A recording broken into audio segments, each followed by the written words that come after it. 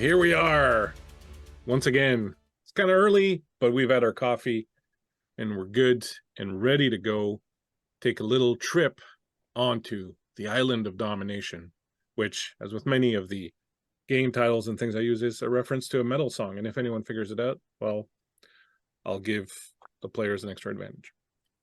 You can't say it's the song Island of Domination because then that'd be cheating.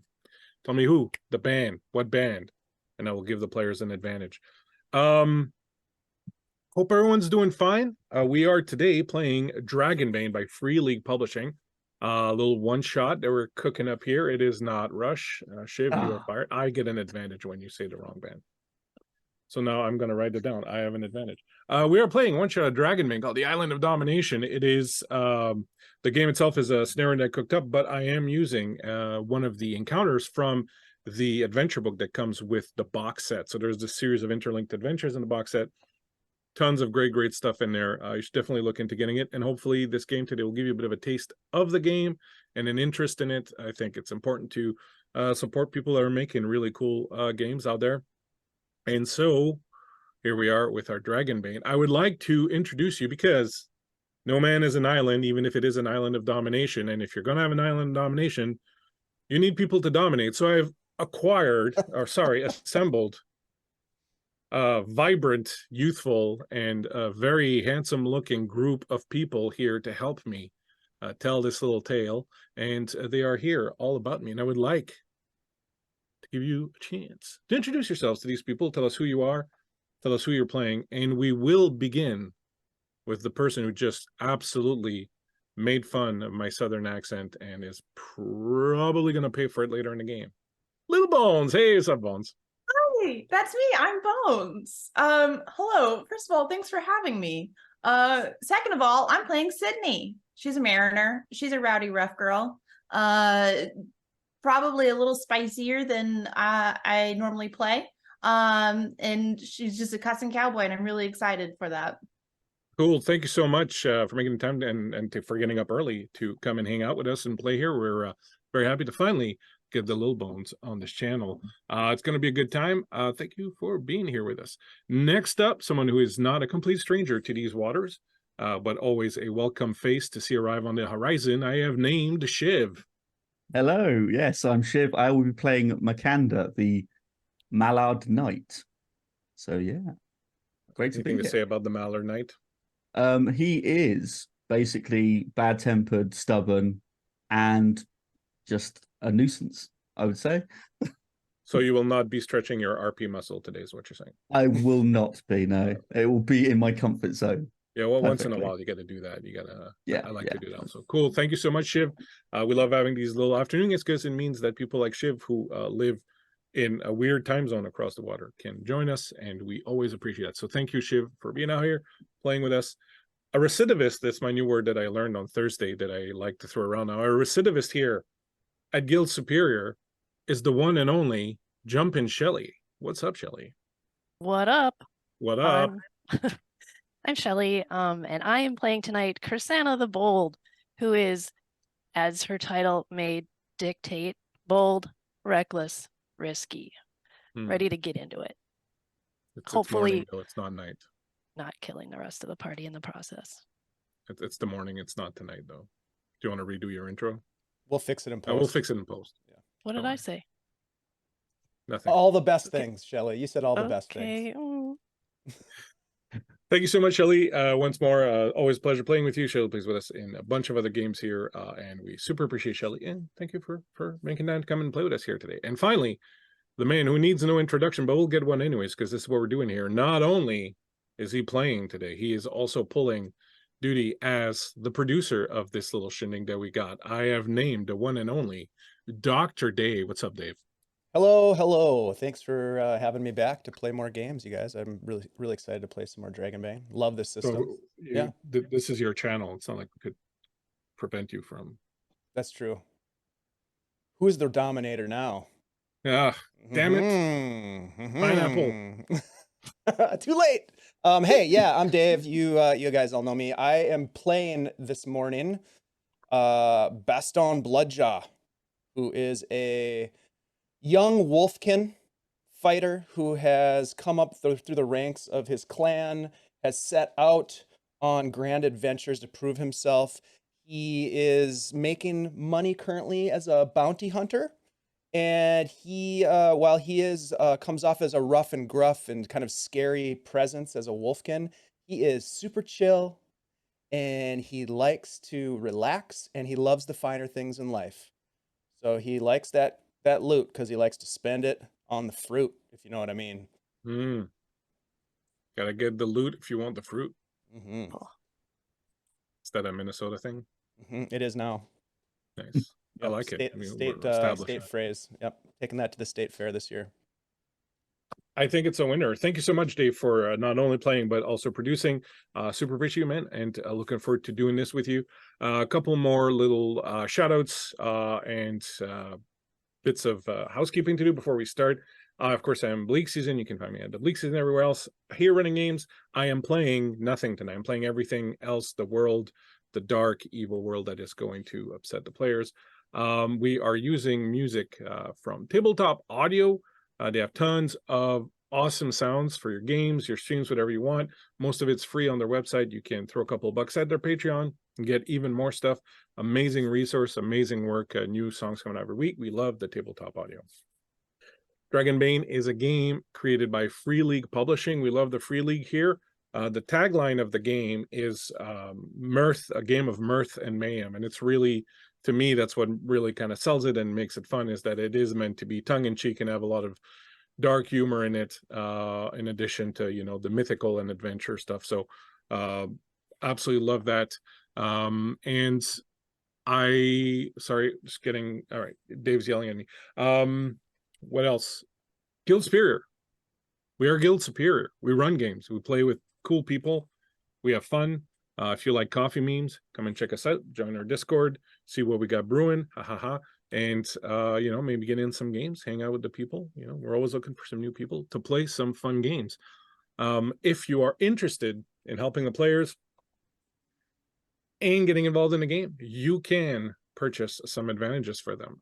For your donation of 100 bits, you can buy a player of your choice an advantage. It works kind of like D&D, where they get a boon, they get an extra dice if you wish. So please feel free to do that. All the money that we gather here at Guild Superior goes right back, not only into the streams themselves, but also in the community, as we use that money to pay for Patreons for stuff like Tabletop Audio and a bunch of the other stuff that we use, and to buy art and whatnot. So money goes all back in there. We're not going to Reno with this money, though we Probably should though.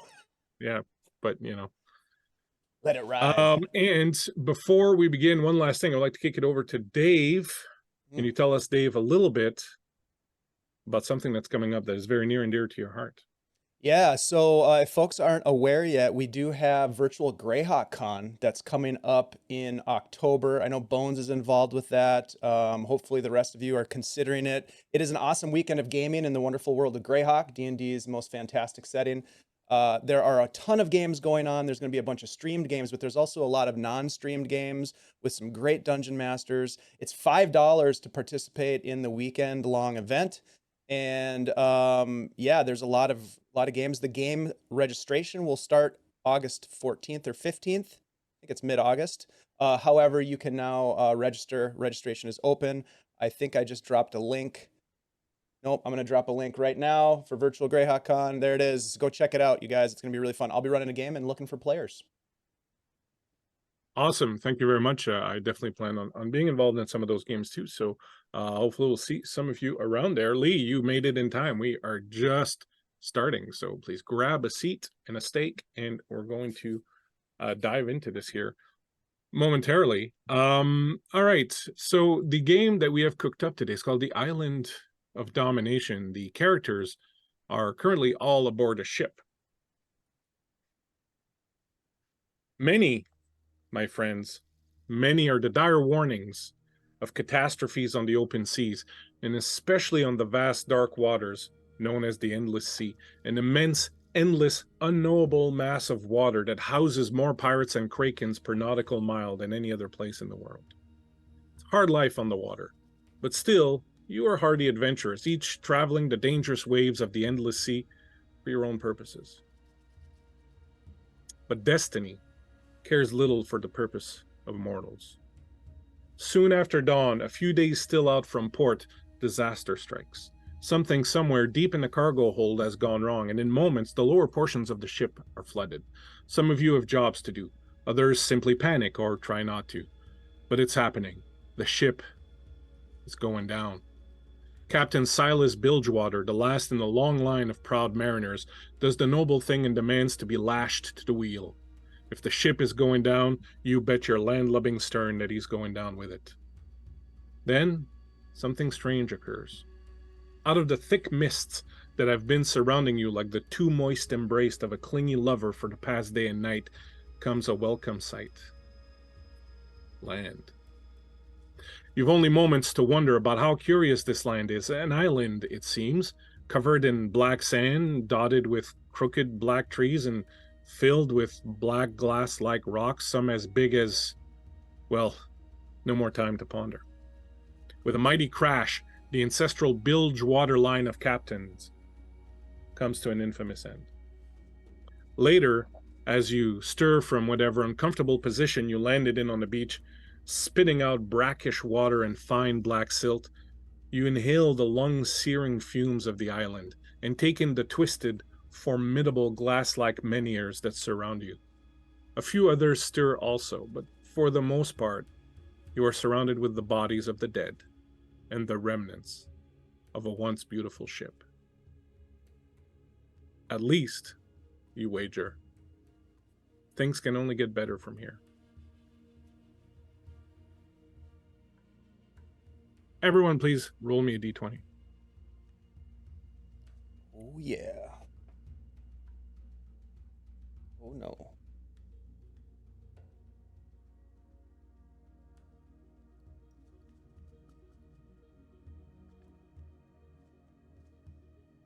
I rolled a 6. I rolled a 16. I rolled an 11. I rolled a 3. Shiv, perhaps because you are part aquatic creature, Yes. part night, you're the first to stir as the surf tickles your beak. You sneeze and sit up straight and find yourselves, if you wish to look at the map, amidst the wreckage of the once proud Ever Afloat. What do you do? I'm going to sit up straight away, look to make sure I've got everything around me that I came with, weapons and things, and just glance around to see if I can hear any movement or I can hear any noise of anyone calling out for help or anything like that.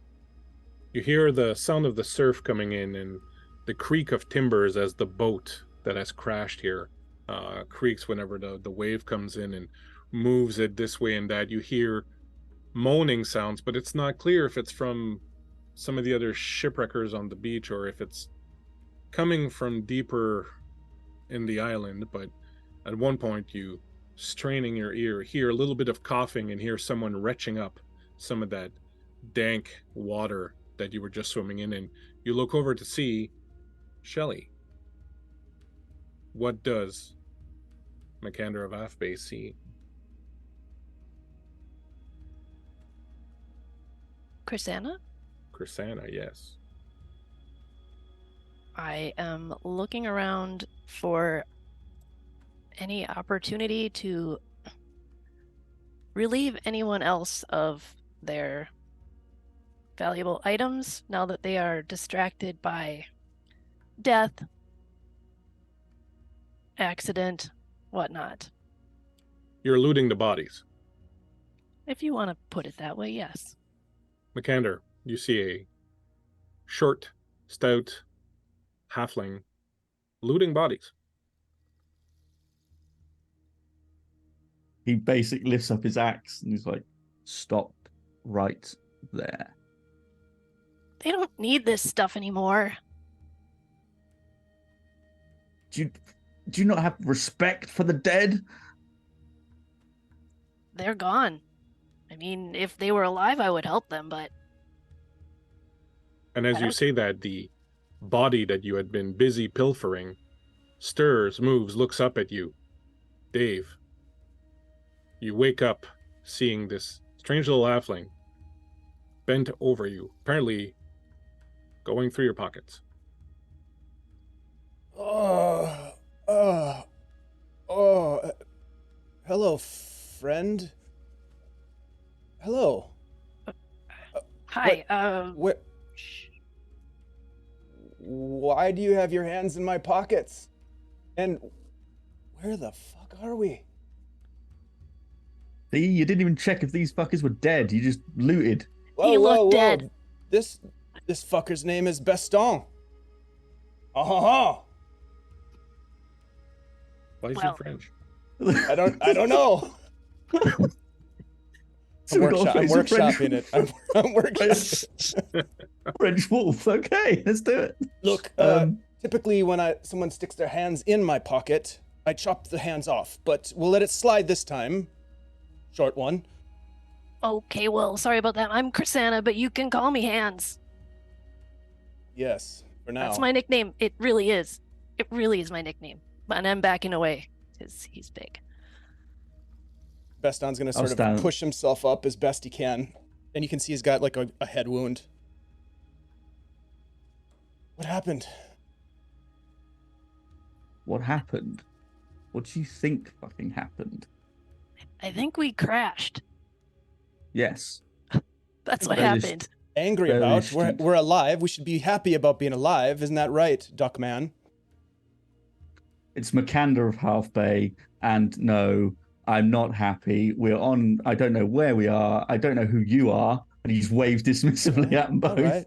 I just And told you my name. Makander. yes, yes, and hands. If you want to keep them out of everybody else's pockets. I Understood? really wish you guys would stop threatening my hands. They're my livelihood. Just don't even look at them. And she puts her hands behind her back. So- Meanwhile, up on the deck of the ship, where you had been checking on your captain, only to see that where he was lashed at the wheel, he had both his hands, Bones, lashed on the wheel.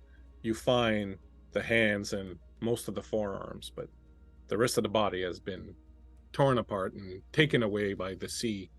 All that is left of Captain Bilgewater are these two limp little pale hands lashed to the wheel. You hear voices coming from the beach just below you, people arguing. It appears that some of the people who have survived this wreck are of the bickering kind.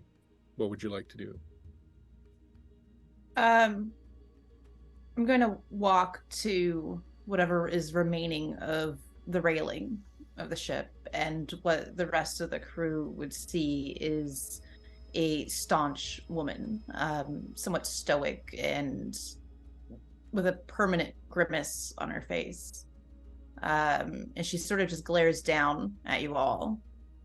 Her eyes kind of slide from one face to another, and she is going to start slowly making her way down onto the beach. She walks with great purpose and almost heavy-footed, because she wants you to know that she is there.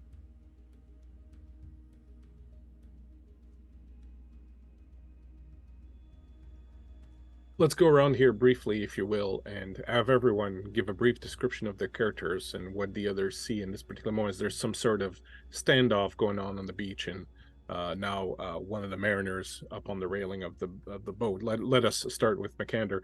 Give us a little bit of a rundown of what Makander looks like.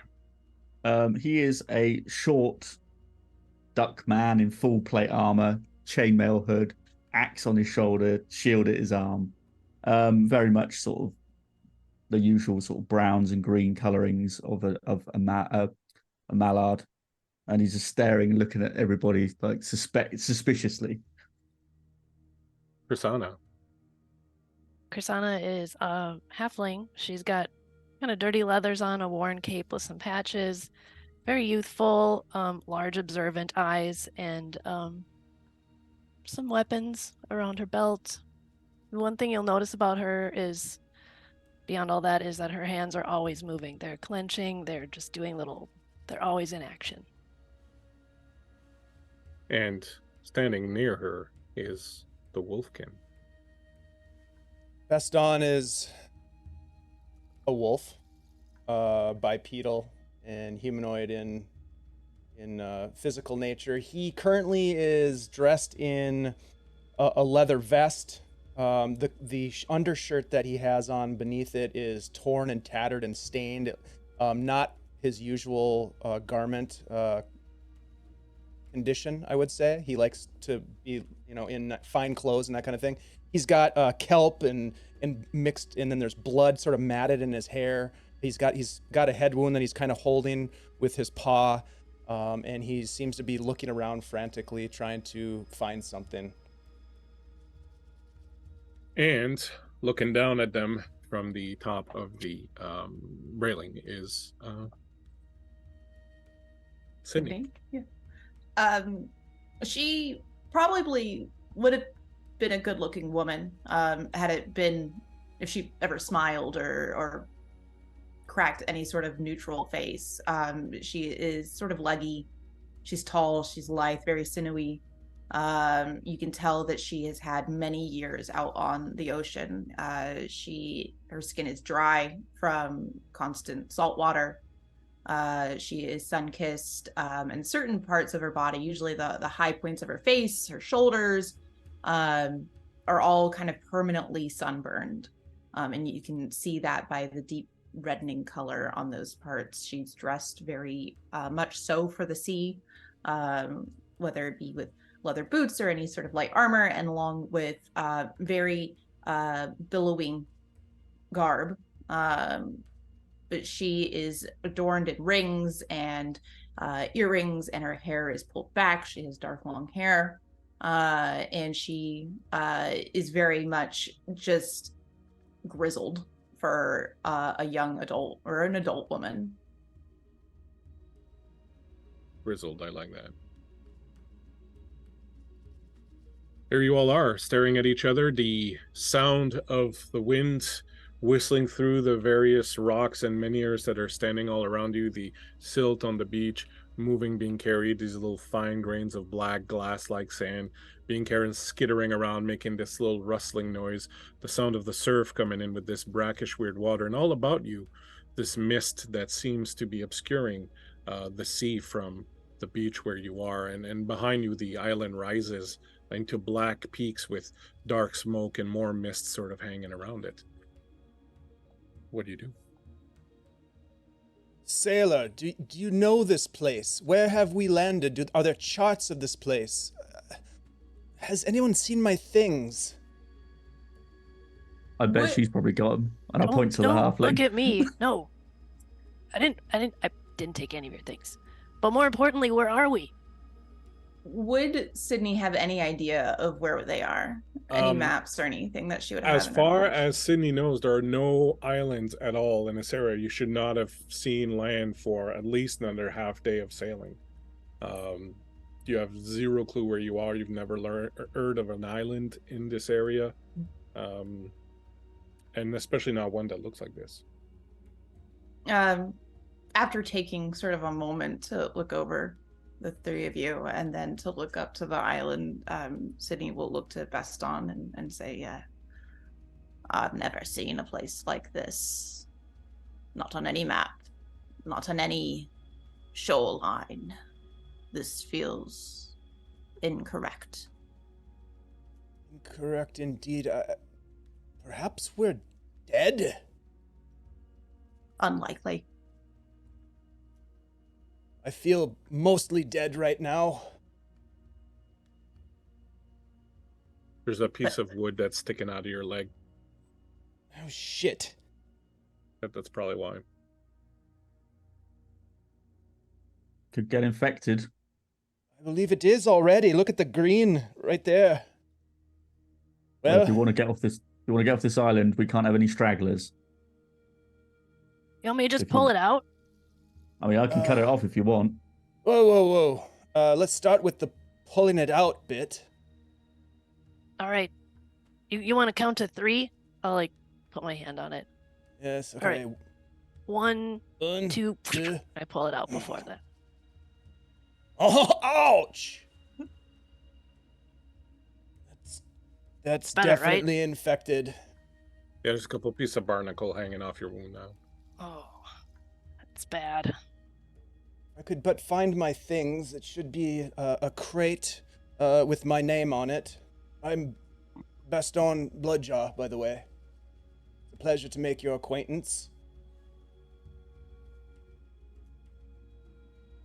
Makanda. And he sort of turns around to walk away. A happy fellow. I'll start looking around for his trunk with my super awesome pilfering skills. And what is Sydney doing? Sydney's sort of just inspecting the scene before her, and she will look to Baston and say, "You may call me Sid." Pleasure to Doesn't meet seem. you. I wish I could say the same there, but it seems as though all of you are inexperienced in this sort of realm. Shipwrecks, you mean? Yes, quite inexperienced in shipwrecks. Typically, I leave that to the professionals. Could everyone make an awareness check, please? Remember, you, in this game, want to roll low. You want to roll equal to or under your awareness. Fail. Dragon! Oh, nice. Oh! Very good. I rolled a 7. Nice. Shiv? Failed. All right. So from your vantage point, Sydney, you notice movement up on one of the hills nearby, as if something is sort of moving, coming towards you. And just before Sydney notices that you, Krisanna, with your dragon, get this feeling, the wind shifts and carries with it a bit of a different smell. Not only is there the smell that you would expect, the smell of seaweed, the smell of that acrid smoke that's in the air, but you also smell tobacco, and is that cheese. And the second you smell that, you know there's someone coming, and you manage to, I will say, with your dragon, not only do you know that someone is coming, but you manage to find a spot to stealth out and kind of make yourself hidden, if you wish. I do wish. Up on the hill, you see coming slowly, Sydney and Krisanna, a bent figure, what appears to be an old man, perhaps, with a crooked staff that looks to be a piece of driftwood. And he's slowly coming up the hill. You realize you have perhaps but a moment before he sort of crests the hill and is able to sort of see everything that's going on here. Would you like to do anything? Can I look at him? Well, can I pull out my crossbow and point it directly at him? Yes, absolutely. You can. And I'm going to shout at him, "You there? Stop." Another survivor. The old man finishes cresting the hill. You can see he's got a long, scraggly beard and hair. There's pieces of barnacle and seaweed and other things kind of crested in it. He's got a bit of a crazy look. If you want to look at the map, I've put a picture of him up on there.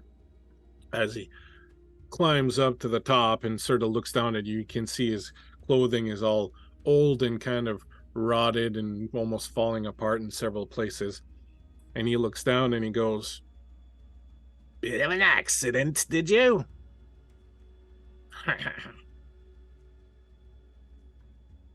Starts coming down slowly as he's helping himself with his stick. Sydney's gonna really aim down the sights of her crossbow, and she's gonna call out for him to stop one more time. He stops. "Oh, lassie, are you going to shoot me? That would be a very ignoble end, having survived so long on this island only to be shot by potential rescuers, although I don't think you're here to rescue many people, are you?" It would appear that we're not. He pokes one of the bodies with his stick. "This one's dead. So then, very glad for the entertainment. It's been quite a while since we've had anyone land thusly on this island. He looks at the ship, assume you didn't mean to come here." I would like to know where here is. Ah, well, that's a bit of a conundrum, isn't it, lass? Comes over. Mind if I sit down? I am quite old, you know. I know I look the very picture of health and vitality, but I'm quite frail and old. I'll just sit over. Please don't shoot me. And he sort of sits down on one of the bodies. I think Baston would sort of like reach out to him and sort of like, politely kind of help him to a seat. Yes, there you go, sir. Kind sir. Ah, good boy, good boy. Bestest boy. Thank you.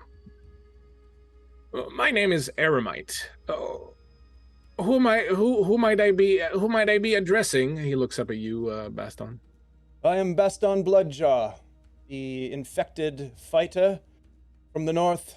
Pleasure to make your acquaintance. Pleasure is mine. As you can imagine, I don't get many visitors here. Who are the other two companions of yours there? The fierce lady with the sun-kissed face and the strange knight. And he kind of lingers on you, Shiv, a little bit as he sort of takes her, and then you see a bit of a smile come to the corner of his lips. And the fierce Sir Knight, who there stands before me. What are your names? Well, I'm Makander of Half Bay. Do you know me, old man? I do not, but your colors. I look down at my shield. Interesting. And what of you, young lady? You are certainly a most dangerous one. Do you have a name? Just Sid. Just Sid. He kind of lingers. His look kind of lingers on you also. Perhaps, and he goes back to looking at Makander, perhaps the lot of you did not come here entirely by accident after all.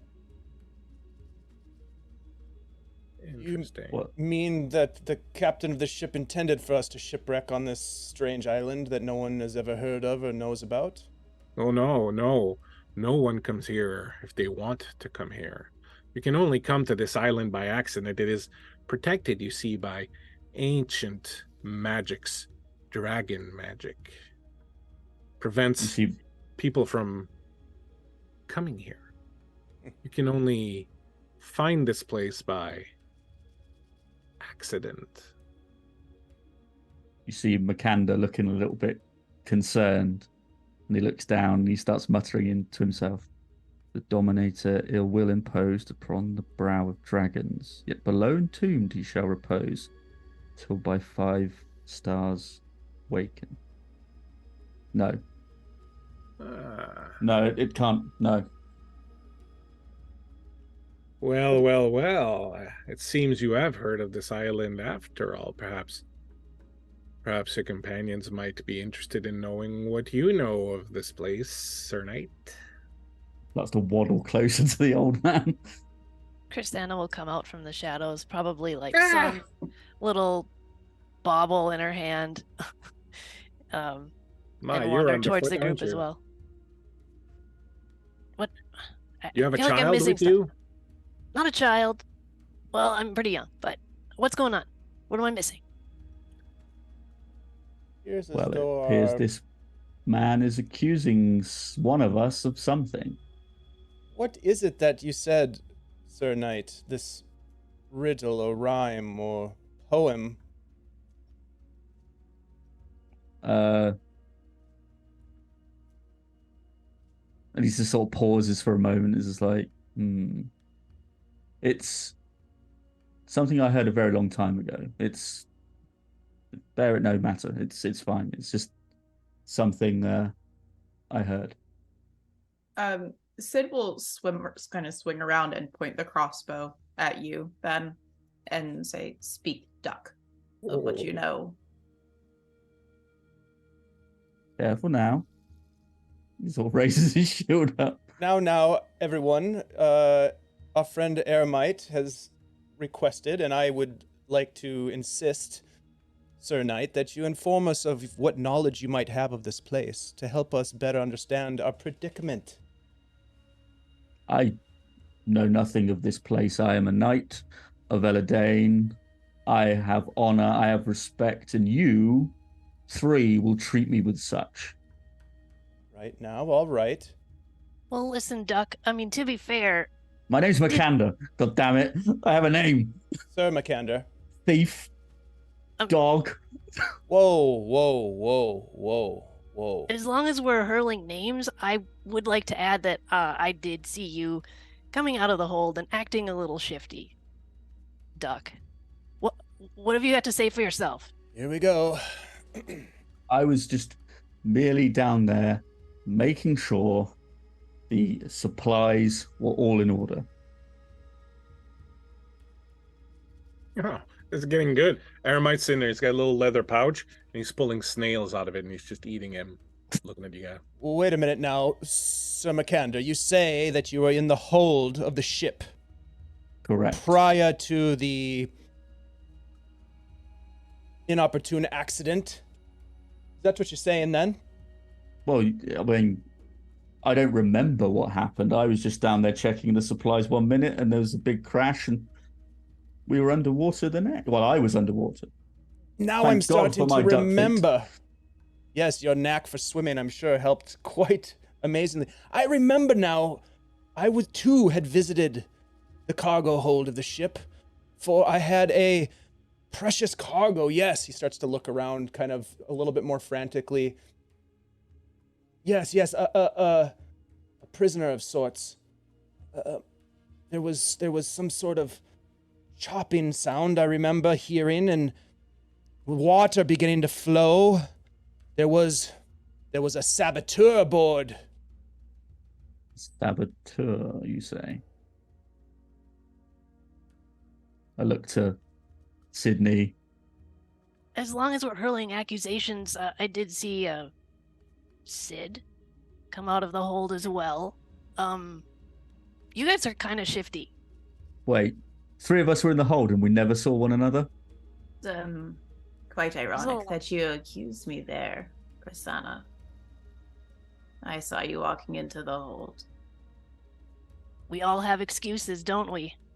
I was merely digging for these things, and I pull out some more baubles out of my coat. Have you considered that I work on a ship and that I have- I should be in various places on a ship? It's not very odd now, is it? Look, I Well, see the no. odd part, Go ahead, Shelley. the odd part was your shifty quality. I mean, I recognize shift. Okay, I bet you do. you didn't look like you were just doing business. Looked like you were getting into it. If I could Hmm. interject, there seems to be no reason or motivation for any one of us to disable a craft, to simply waylay ourselves on this beach, perhaps even killing ourselves in the process. If we perhaps relax a bit, just chill out momentarily while we figure this out. Okay? Strange for you to want to dive away from this conversation, since I saw you coming out right as the water was flooding behind you. But in your insistence, maybe we should figure this out. I haven't had this much fun since that last shipwreck. I'm going to slap the decade snail out ago. of the old man's hand. I'm going to slap it out of his hand. Oh, What do you know, old man? My snack! My snack! Grab him by this shirt. Like, tell us what you know. No need for violence now. No need for violence now. Aramite is very, very keen to help. Please, good Sir Knight, I am the one who has remained polite and have called you by your title. There is many accusations being thrown around, and we need some clarity, and you will give it. He looks at you and he becomes very serious for a moment. The Dominator, ill will imposed upon the brow of dragons. Yet below entombed he shall repose, till by 5 stars wakened. I just let him go and step back. Kind of falls down. Thank you. Picks up his staff. You may as well look around and gather what you can.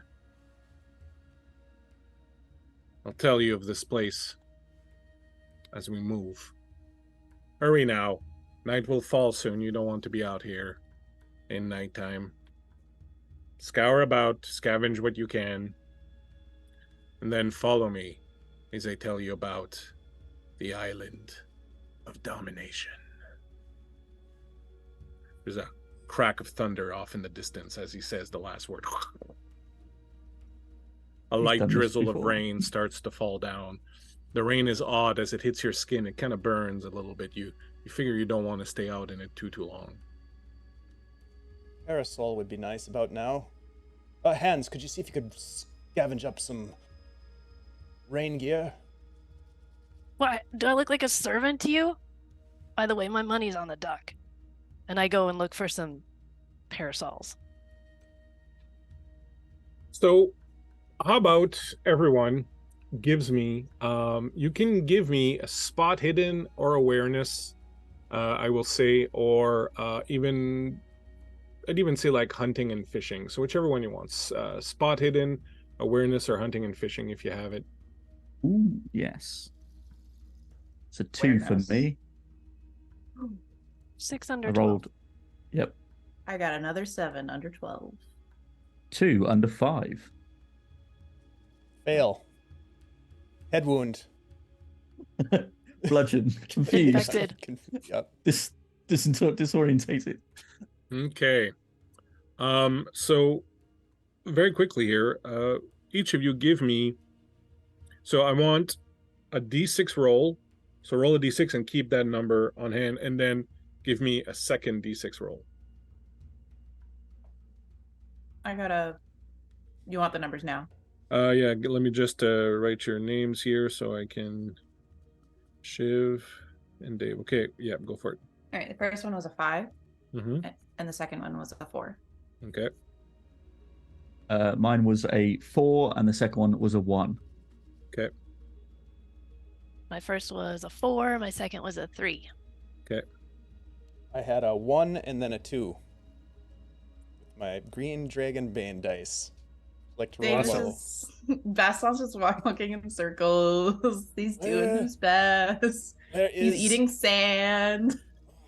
And now everybody except Dave give me 2 d20 rolls, and Dave give me 1 d20 roll. I got a 4 and an 8. 7 and a 4 for me. 6 and an 8 for me. an 11. Okay, so we'll start with Dave. As you rummage through the area, Dave, the first thing that you find as you're going through, let me just get to the chart here. You manage to find, randomly rolled, 1, 2, and 11. You find a heavy crossbow with a few quivers.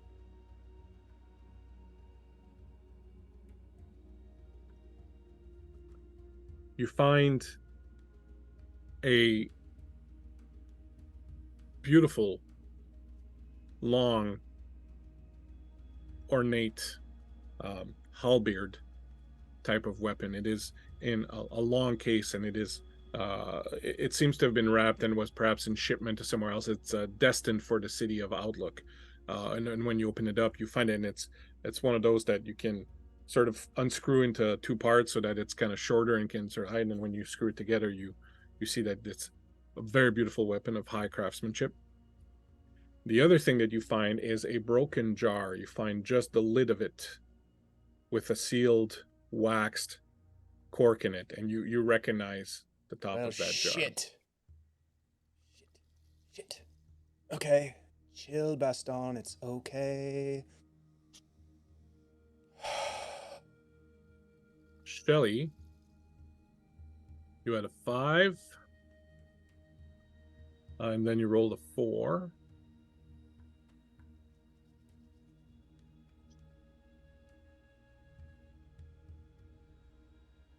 Then you rolled a 6. You find an hourglass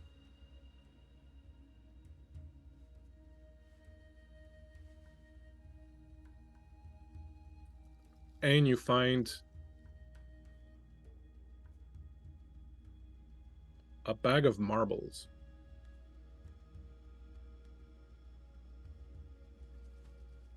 Shiv, first roll was a 1. Their second roll was a 1, sorry. You find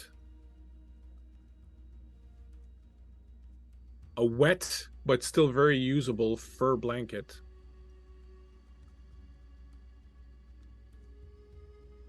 And you find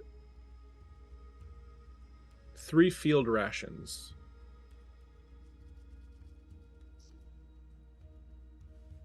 And finally, Bones. The roll is a 3. You find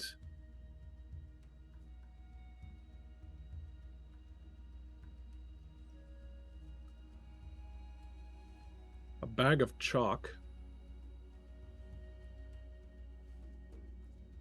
And you find 10 meters of hemp rope.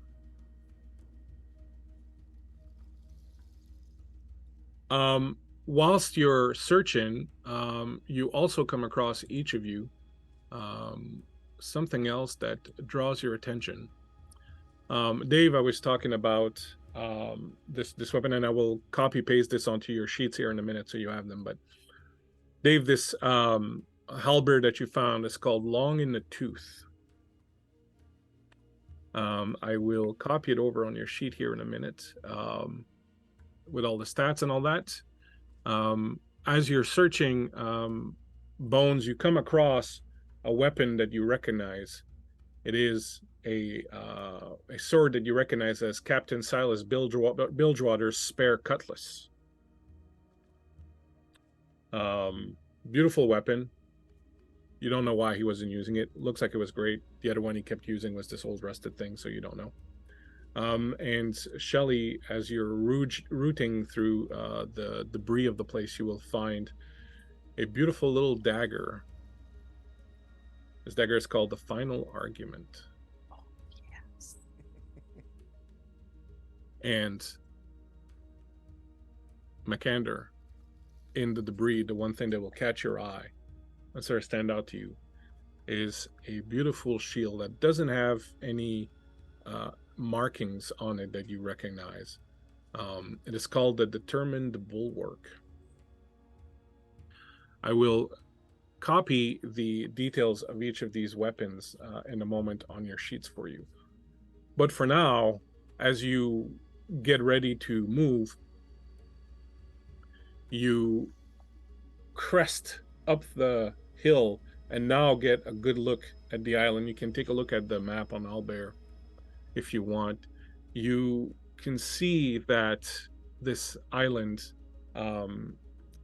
is not very big. It appears to be all kind of leading up towards a higher central point, at the top of which you see the dark outline of some sort of temple or construction of some sort. A little bit lower in the valley, you can see a bit of a bonfire burning, and there's a little hut there, which you assume is probably Eremite's hut. You can also see the remnants from a few other shipwrecks along the coast, some of them looking to have happened a long time ago, and some of them perhaps being a bit more recent. As you walk with Eremite towards the shack where he appears to live, as he's leaving, he's like, "This island, you see, is called the Island of Domination. In ancient times, when the Dragon Empire still ruled over this world, the demon Ternaxin made this island his home. Ternaxin was known as the Dominator for his ability to control dragons. He used them, controlling them, to use their breaths to turn his followers, his supplicants, along with he bends down and picks up some of the silt of the island, along with the rather unique properties of the sand of this island, into a special kind of dark glass that the demons use to create portals to their home world, to bring in more demons. You have all heard the old stories about how before the elves and the dwarves and the humans and all that came to this world, the place was run by dragons. It was a dragon empire, and they fought demons for a very long time until the mortal races started to appear. He says, as you can see, his handiwork is all about us, and he gestures.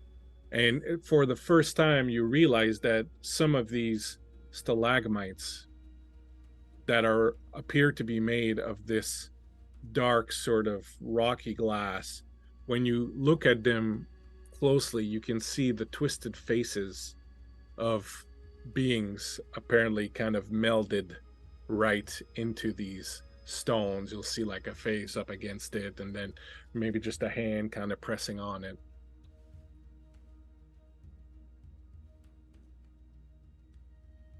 Ternaxin ruled here for a very long time until a group of elven knights, the Order of Eladane, of course, who was the Dragon Emperor, a group of elven knights that served Eladane, eventually managed to find the island, defeat Ternaxin, although of course they could not kill him, but they jailed him deep beneath his tower.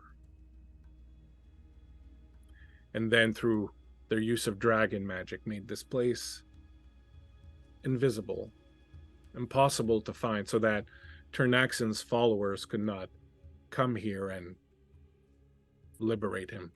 However, my feeling is that very likely the portal to the demon homeworld is still active, which is why this place is, well, as cheerful and as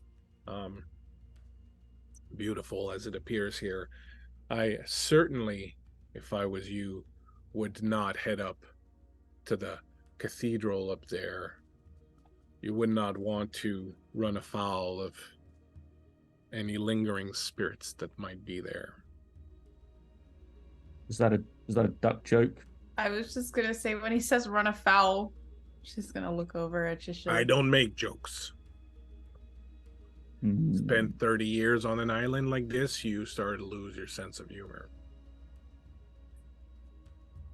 I guess they say that there is some sort of prophecy that dictates when Ternaxin will return to this world.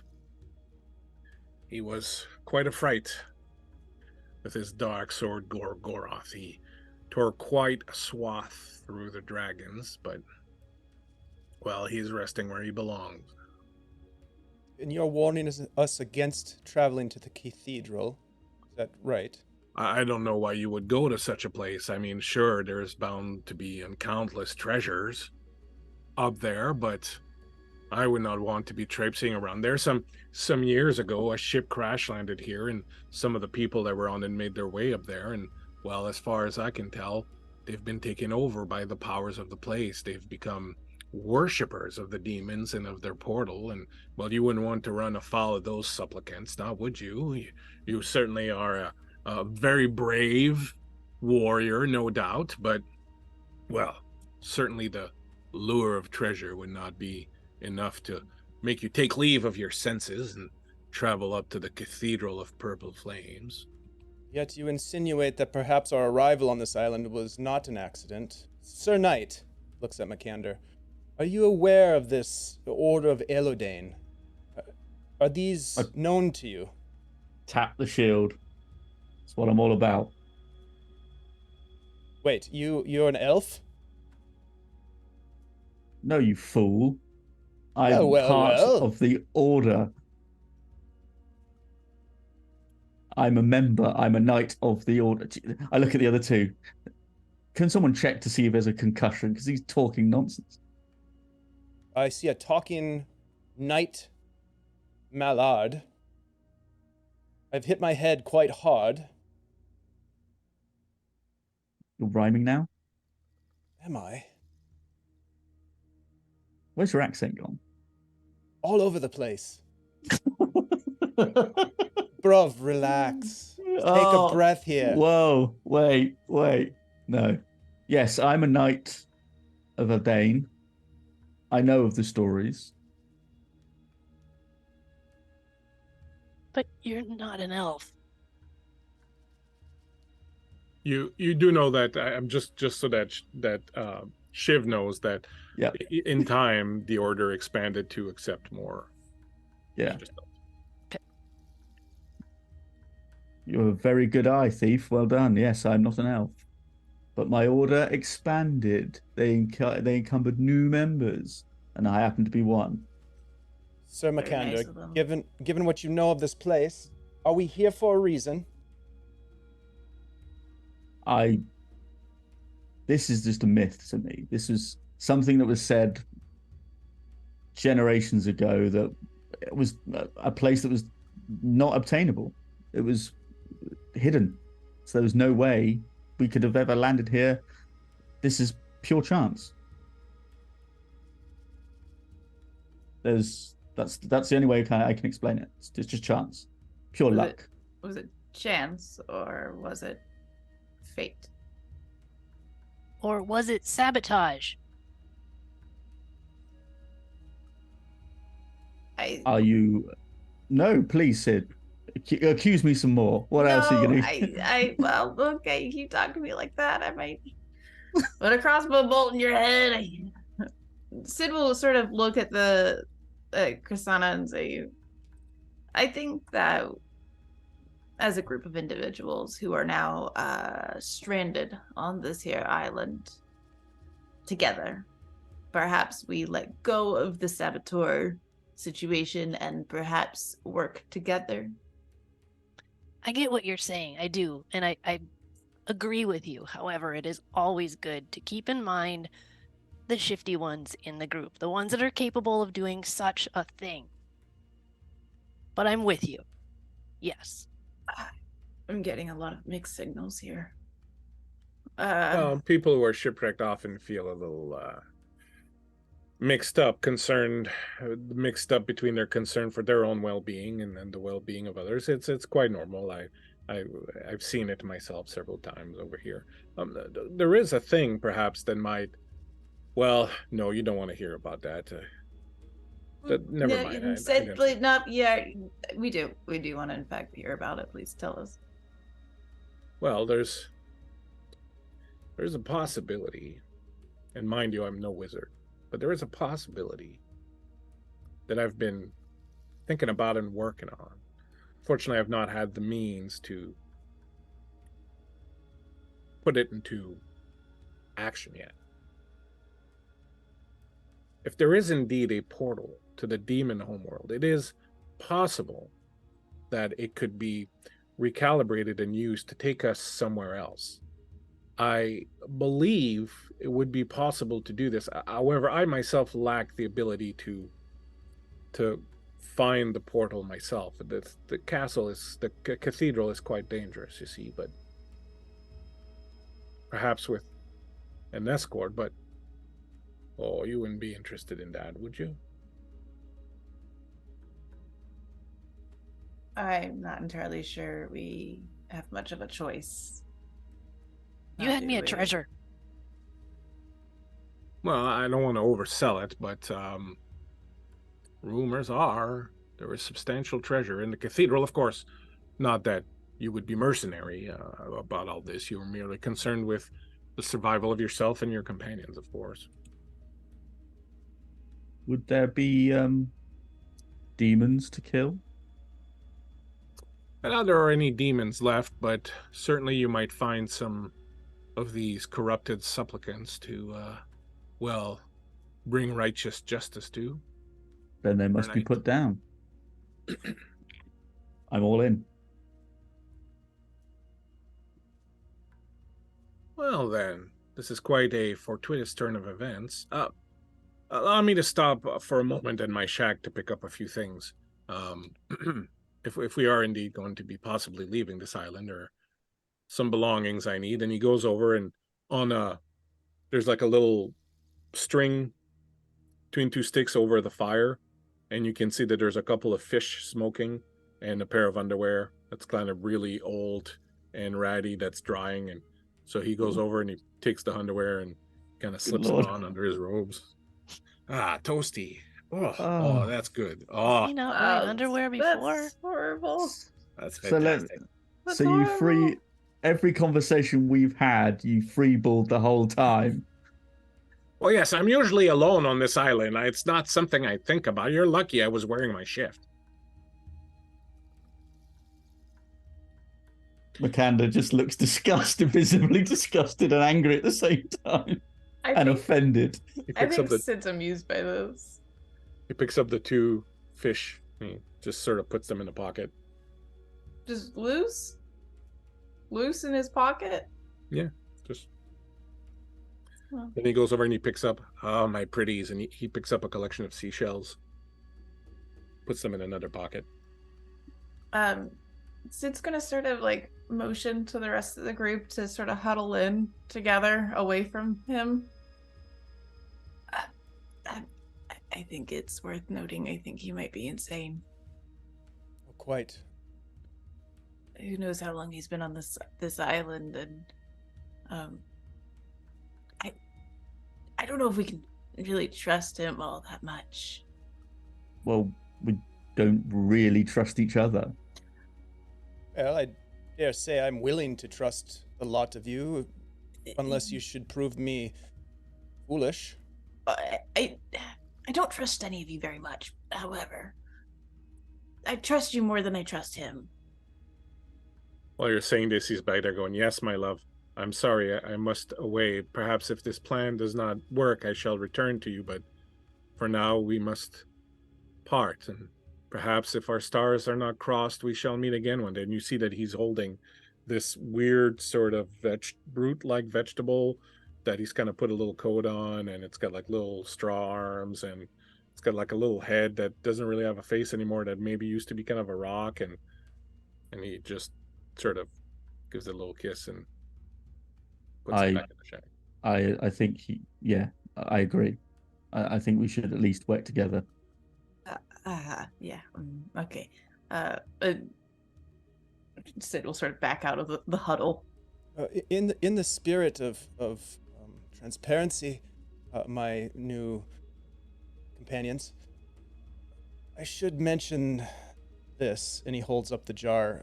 One slight complication that could arise, perhaps, is the former occupant of this jar is now loose. I don't like that you use the words occupant and loose. I don't like that at all, to be honest with you. Have you ever heard of Bloodwing Bonnie? Have I ever heard of Bloodwing Bonnie, DM? I don't know, have you? No, I'm going to say no. As anybody, I don't think any of us have we? I would assume no. She shook her head. No. Shrug her Bloodwing shoulders. Bonnie, I dare say, is a very small and treacherous fairy who moonlights as a quite successful assassin until Baston caught them and was bringing them to justice. The city of Outskirt, you see, they had murdered a nobleman who intended to pay a considerable reward for their return. Anyways, Bloodwing Bonnie, fairy assassin. I'm gonna turn to Sydney and be like, "Do you remember seeing anything in that jar before we crashed?" No. Besson, what is it that you do normally? What is your normal job? I am a bit of a headhunter. I seek mhm. out persons of interest, you might say, and return them to those who are quite interested. Are you good at it? Quite good, I dare say. Until this slight, unfortunate event. Should we be frightened for our lives, perhaps? Quite. Makanda just scoffs at the frightened.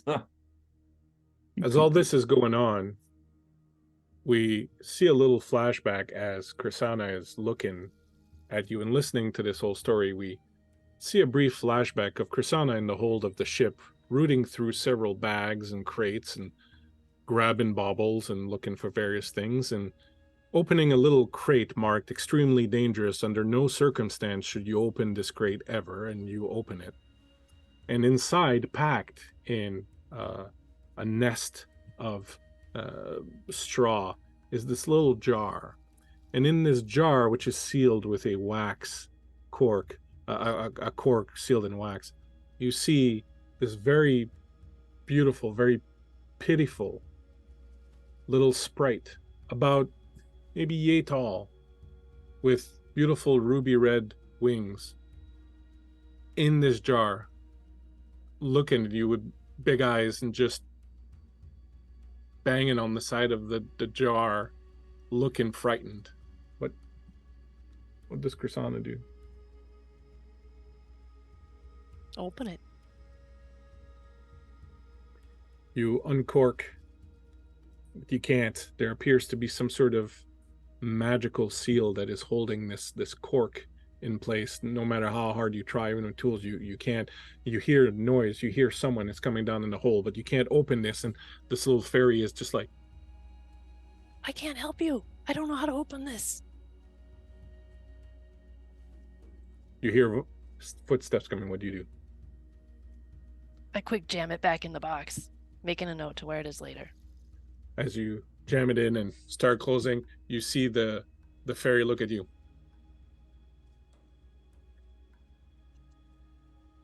And a chill runs down your spine. You close it and disappear, and you see moments later Baston come down into the hold. And we cut back to you as you're hearing this story. Gulp. Very well, then I've said my tearful goodbyes. It's always difficult to leave, but, well, onward to better. I'm Shall not we? going to ask. No, it's best not to ask. I find that's Chrisana usually is the case. white, by the way, now. Completely blood drained. You make your way through the rest of the island, climbing ever higher along the escarpments, seeing more of these figures trapped in this black glass rock and seeing these twisted blackened trees.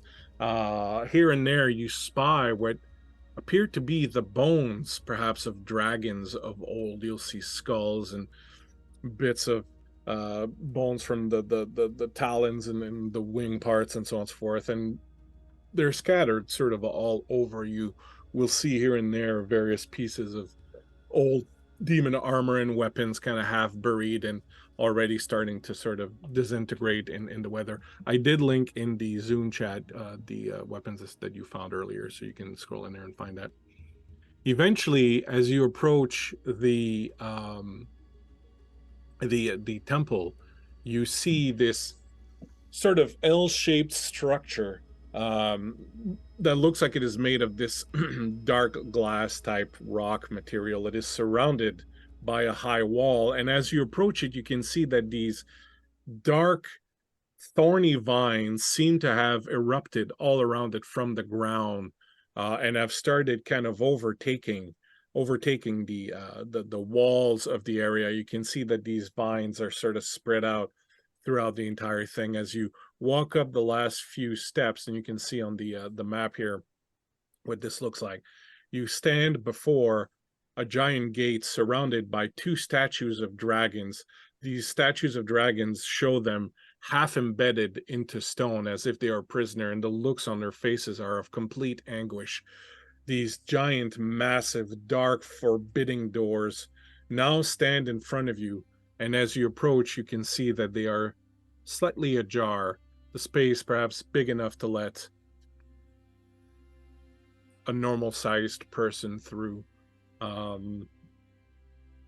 Darkness is settling in. The rain has picked up a little bit as you're walking towards this door. You get a sense of foreboding.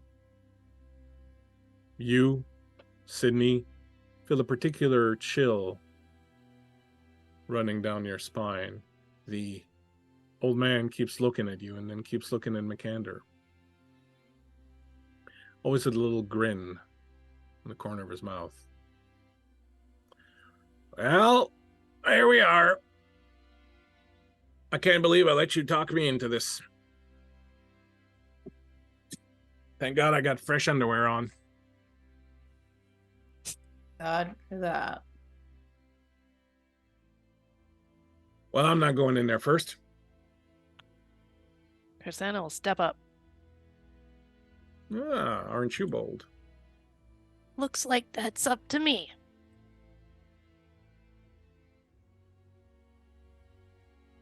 What do you do? Go through the doors?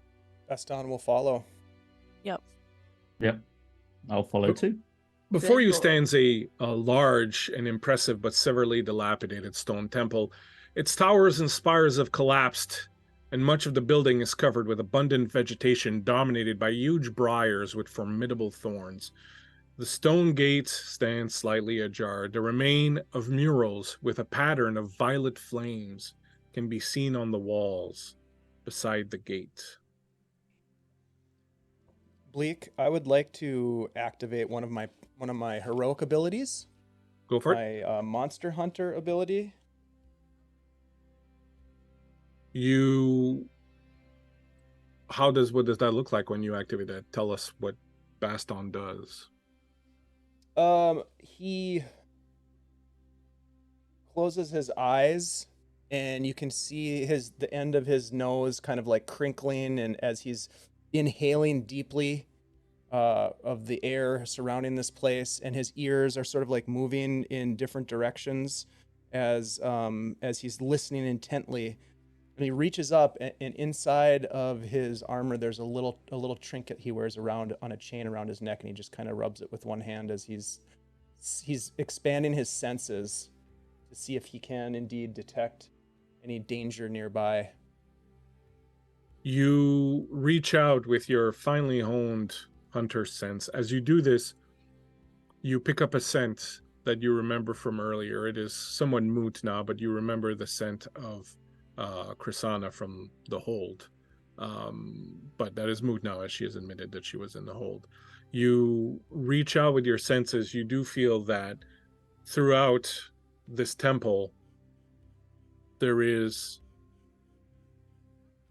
a strange presence that is both human and monster at the same time throughout the entire area. You also feel somewhere over to the left a presence that, while not fully mortal, does not set off your alarm like you would with a monster. I will compound this by saying that as you enter into the courtyard, you can see that over to the east side of the courtyard is kind of a vast garden with just these gnarly black trees and this briar growing around it. Over to your left, there is the same. However, you can see these strange blue fruits that are growing through the briar, and there is a wooden palisade that appears to cut off part of the courtyard. There is a door in front of you that leads inside the temple. He'll relay this information to his companions, and that there's someone perhaps laying in wait to our left. But there are other creatures lurking about. Be on guard.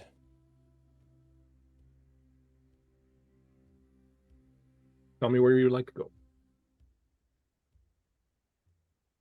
What you would like to investigate, what you would like to look at. Baston's going to step forward and try to flush out whoever is to the left. Whatever entity he detected to the left, he's just going to go into kind of hunter mode. Okay, go ahead and give me a spot hidden roll. What are the rest of you doing? Let's go around the table. What is Mikander doing? I will use this new shield, and I'll wait and to see what Baston flashes out, and as soon as I see it, I will charge it. What is Sydney doing? Sydney's got her crossbow out, and she is going to follow Baston. She's going to help him. Kursana? Baston, you can roll an extra boon on your spot hidden since you're being helped. Oh, thank you for that. Kursana? Chrisana will vector sort of not right behind Bastion, but kind of around to the side with her cool new dagger out, ready to pounce on whatever he flushes out. Eremite standing behind you lot, eating fish out of his pocket. No. What did you get on your spot hidden roll? Well, luckily I had help because I failed, but I rolled a 3 under 5. My spot So- hidden as a wolfkin is not great. You go through the left side of the courtyard. As I said, you notice the briar is there. You can see the blue fruits that are sort of hanging throughout the briar. A couple of those gnarled black trees. And what you notice is there's no one in the courtyard, but you do find with your spot hidden roll that there is a door, a hidden door in that palisade that's in behind some of the bushes and such that would give access to behind the palisade. He'll point out the door silently to whoever's on, probably to Sid. And the door's completely closed. Correct. Closed. Yep. Okay. She's going to sort of like align herself to the door. So she's as mashed to it as she can, and she's going to try and swing it open as quickly as she can to have her crossbow pointed in. All right. Go ahead and give me a strength check. Anybody else doing anything? You're just standing by watching? Bleak, was that Yep. the direction where Baston was sort of getting the vibe Yeah. of someone lurking? Okay, perfect. He's just going to be ready with Sydney for whatever's behind the door. So you want to roll under your strength, Sid. Yep, I'm trying to find what my strength is, and I can't find strength. It's at the top of your character sheet. Oh, That's yep. your roll. Great. I got an 11 under 12. Ooh. Nice. So with a little bit of strain, you manage to push it open. You realize it's not because it's locked or because it's heavy. It's because there's bushes on either side that have kind of grown in and are kind of holding it back. As the door opens, you are greeted with a bit of a strange sight as you see a beautiful garden. There is a beautiful garden hidden behind this low wall. It is dominated by lush plants, herbs, spices. There are bumblebees buzzing around. There's a little bit of sunlight that seems to be poking through one of the clouds, just the right angle to fall on this. There is a little garden shed, and stepping out of this garden shed is a person dressed in some green and dun-colored clothing, smoking a pipe. The only thing that sort of stands out about this person, and I'll put their picture up here on the map, is that they have completely blackened eyes. As you approach, push the door open, he looks up and pulls his pipe out of his mouth and goes, "Oh, who goes there?" Do I get a vibe that this is a charade of some sort? Do an awareness check. Okay. I got a 5, and I think that I'm fine. Yeah. No, it feels pretty genuine. The place just feels like a nice place to hang out. There's a beautiful garden, there's fruits and vegetables kind of growing. There's a smell of fresh bread and honey sort of hovering around. And this person, while the black eyes are kind of off-putting, appears to have a very open and warm demeanor that doesn't seem to be a put on. And he seems kind of genuinely surprised to see you all. Can I look back at Baston like, is this what you were worried about? Not exactly. Good day, sir. We apologize for Oh, the what a strange fellow you intrusion. are. Thank you. Sorry for the intrusion here. We're simply travelers who have been shipwrecked on the shores of this here island. We well, it Please looks come in. as though Come in. yes, it looks as though it smells amazing. Are you cooking something? I was making some bread, yes. Are you hungry? Oh, famished, quite. Oh, please, come in. My name is Hafermal. Please, come in. I don't really have use for much furniture, but you can sit here on the grounds. The grass is very nice and soft, and I'll get you some victuals. Please come. Oh, as he sees McAnder. Oh, what a strange and wonderful fellow you are. Oh, very pleased to make your acquaintance, sir. And he holds up a Sir Knight, you appear to be a knight. I'm very sorry. My manners are quite lacking. It's been quite some time since I've spoken to anyone. Please come in, have a seat. Waddles over slowly, sort of unsure, and he's looking at the others like, "Are we buying this? Are we buying what this guy's selling?" At closer inspection, he appears to maybe be an elf. As you can see, some of regular traits of elves with the point ears and the high cheekbones and all that. Does he As happen to recognize the sigil on my shield at all, he or doesn't anything give like any, he doesn't give any indication that he does. that? Okay. As you all kind of come in, he'll sort of come out and he'll bring y'all like bowls of vegetable stew that he's got, and he's got some fresh bread to go along with that, and he's got some honey mead that he sort of spreads around. Are any of you injured in the shipwreck? I'm somewhat gifted in the healing arts. Yes. Oh, I see, Quite sir. injured. Oh, you have barnacles growing in this thing. That won't do. That, please enjoy your dinner. I will take care of this for you. He'll sit down and he'll clean out your wound and he'll bandage it, and you can kind of feel it getting better and sort of healing up as he's helping you out. But it's been quite a while since I've had any visitors here. I was shipwrecked here myself, I think. It becomes hard to remember after a while. I don't know exactly how I got here, but well, I've been here for quite some time, and I don't often get to see people. Please eat up. There's more than enough for everyone. Is there any wave of recognition between him and Ermite?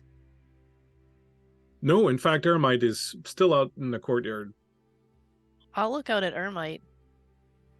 Is he acting He's just sitting there weirder? finishing his fish. Ermite, are you coming in? I don't trust anything in this place. And you wouldn't too. Okay. If you knew what was good for you. This place is Noted. a cesspit of deceit. It seems quite pleasant to me. Thank you, sir, for your hospitality, and the food is delicious, and well, the help with my leg is much appreciated. It's a bit of a curious thing. Our friend Ermite warned us of this place being treacherous and dangerous, but this certainly seems It is. quite wonderful. You seem to have done fairly well here with your abode. Oh, well, I've put some work into it. It wasn't always easy. There are certainly, well, ill-intentioned beings about, but they mostly leave me alone now. We've had a few altercations, and I leave them alone, they leave me alone, and I just like to tend to my little flowers and my little vegetables, and, well, that's it, really. I don't really do anything else. I do have some very good tobacco that I grow. Would anyone be interested in a pipeful?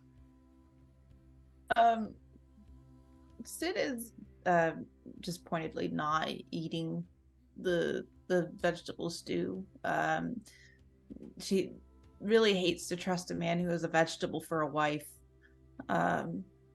But she is like curious about like his dwelling, this man's dwelling, and would ask, I would love to see your process and the tobacco.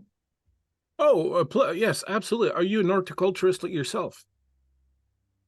No, I'm Oh, just a curious mind, if you will. Then I will use layman's terms. No problem.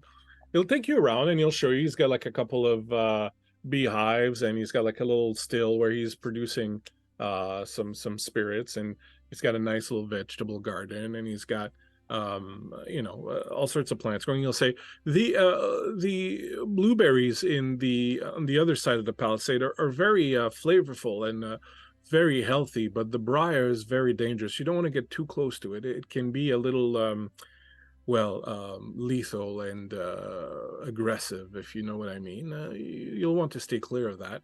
But yes, he'll show you where he's growing his tobacco, and he'll show you his little shed, and he's got like just a very simple shed, a little cot in one corner, and he doesn't seem to have a lot of personal effects or anything like that, just sort of the clothes on his back.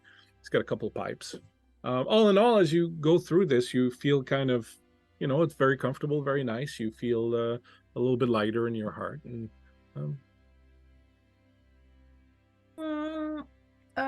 Sid's gonna ask, this is a bit of a personal question, but yes. Why the eyes? What happened? What about my eyes? They're unusual. Are they? I A must bit. admit, I've not seen my own face in quite some time. She's gonna take out her spyglass and sort of let him look in the reflection of the glass there. Oh dear. Oh, I'm sorry. This must be quite frightful. I wasn't aware. Strange, more so than frightful, but Well, I have been here a very long time, and there are foul magics in this place. It is possible, I guess, that in the time before I was able to isolate myself in my little bit of paradise here, that I was perhaps affected negatively by some of it. I do recall that the supplicants that haunt the halls of the cathedral have similar eyes. I don't know what it means. I assure you, I am not ill-intentioned in any way, shape, or form.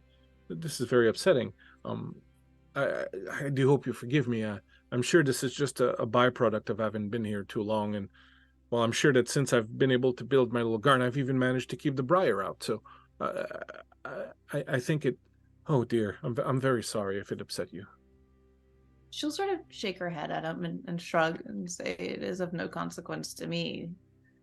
However, if you can tell us perhaps of some more nefarious spots to avoid or to be aware of through our journey here. Well, you'll want to avoid the cathedral. What about within the cathedral? If we Well, were to go inside of it? I've not been in for quite some time, and I can't say that I've searched it that deeply. I've only been to the first floor. I do know that there is a lower floor. The supplicants do walk through the halls, and well, I know that there is a key that is needed to enter the lower floors of the cathedral. I've never seen it myself, but I was not able to open the door that led to the stairs, which is why I've never been able to. I would assume one of the supplicants probably has it. I did hear them mentioning also at some point something. They were chattering about something called the Crown of Emancipation, and apparently this artifact or whatever it is hidden somewhere in the chapel. I would assume that might be of interest to you. Otherwise, I would simply say if you are planning on going in there, you might want to take care and be careful. There are definitely some very ancient and dark magics in that place. I'm sorry for my initial accusations and No, suspicions of you. I totally understand. You... Please, here. And he'll take a little bag and he'll start putting some stuff in it, and he'll put a little bit of tobacco in there, and he'll put a few plants and some fruits and whatnot, enough to make a couple of meals. And he'll say, please, if you're going in there, you may need these. Please take these with you. And if ever you should find yourselves harried and under duress, well, know that my sanctuary here is always a place of safety, for a safe harbor for you and all your friends. And please take this. She'll take the bag and she'll give a little nod of her head and say, we thank you for your hospitality. Oh, think nothing of it. Think nothing of it. And she'll return back to the rest of the party and sort of relay that information about the key needed and the crown, and that it's somewhere hidden within the chapel itself. Well, then is that our intent, to enter the chapel? It seems as though it might not be a bad idea.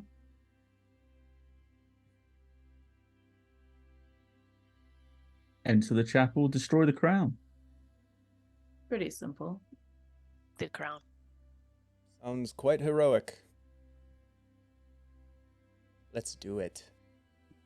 So we'll take a break here in a second, but just before we do, as you prepare to enter the temple, I will say that you have enough plants to make a few good. Would someone roll a d6, please?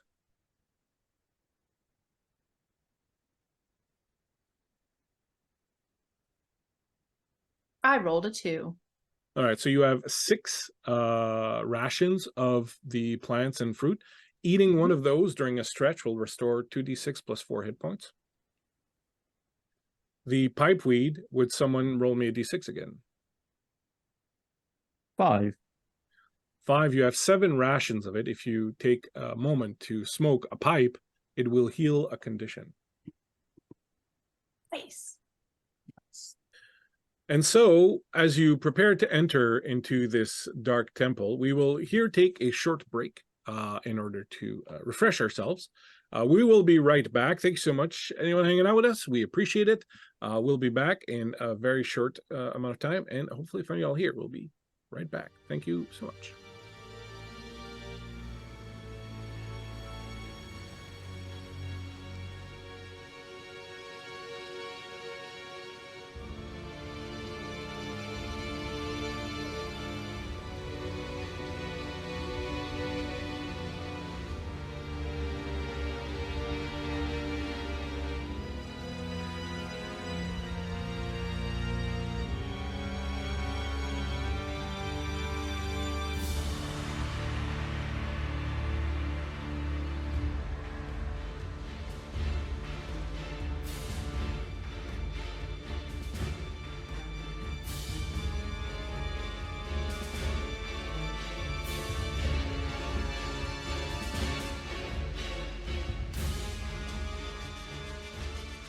Hey, everybody. Thanks for hanging out with us.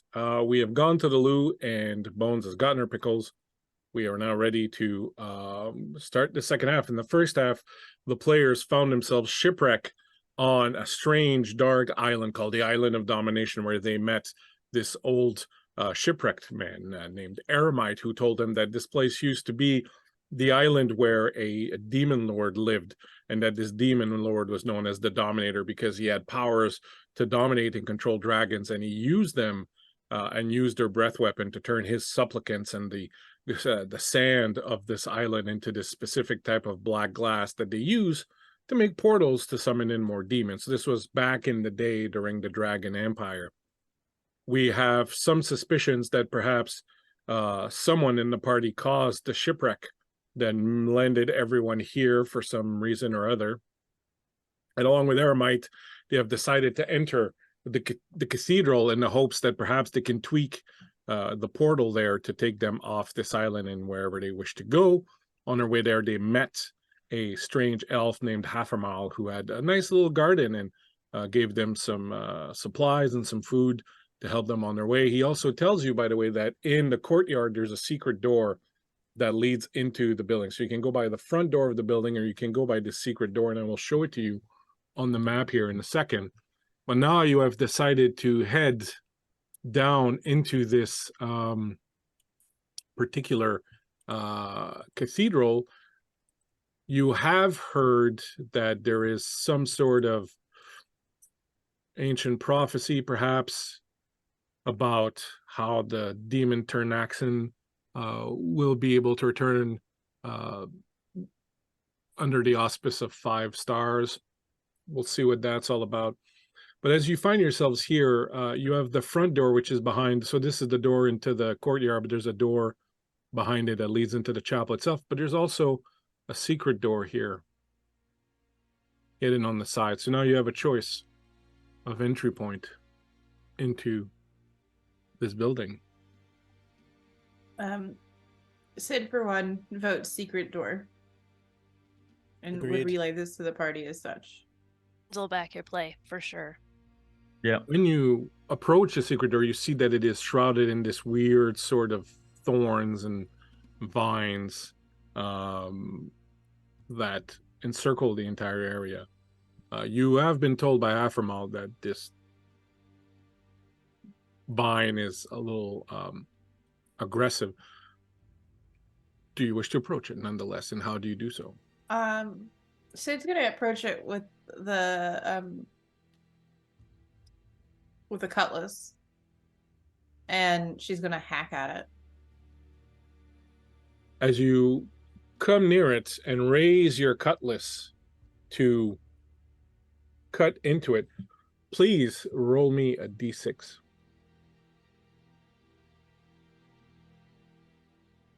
A 6. A 6. As you approach near the briar, there is a branch that shoots straight out from it, wraps around your head, and begins inserting itself in your mouth and your nose. You feel the thorns ripping at your flesh as this thing pushes itself inside your body. You take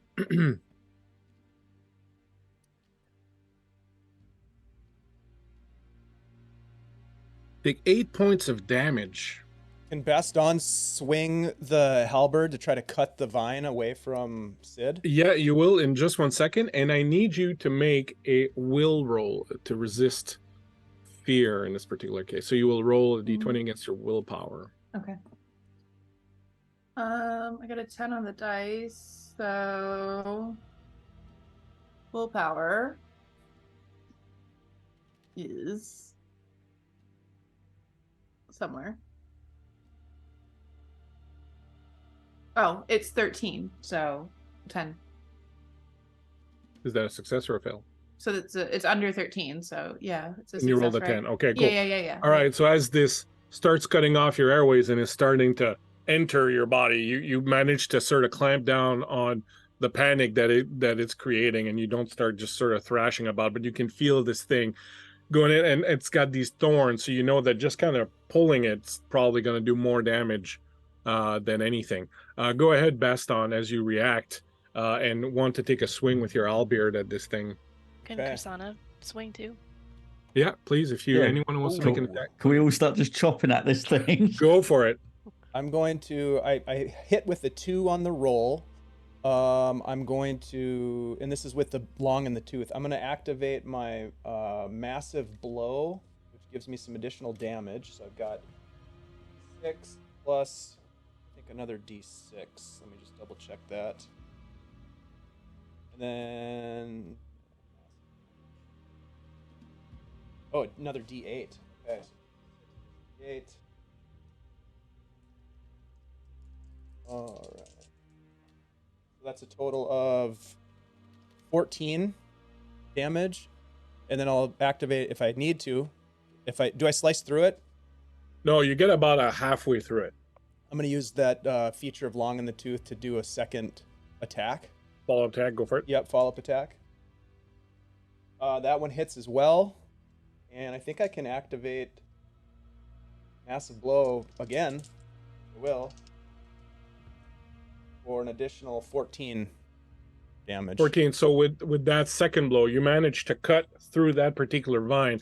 I will say that both Kursana and Mackinder are fighting off a couple more that have started shooting out and trying to get at Sydney. Sydney, you recoil as this thing kind of flops ahead of you. You feel the thorns and spines of it kind of grow soft and sort of retract, so that you're able to kind of pull this thing out without doing further damage to yourself. And you pull it out and you hit the ground, you're coughing up blood and you're just kind of having been choked. The rest of you kind of fight back and chop down this thing. You realize that chopping works pretty well against this, but piercing and bludgeoning damage don't really do much.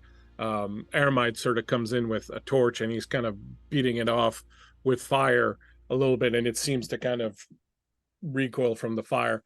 Bones, you are on the ground now, sort of coughing blood. What would everyone like to do?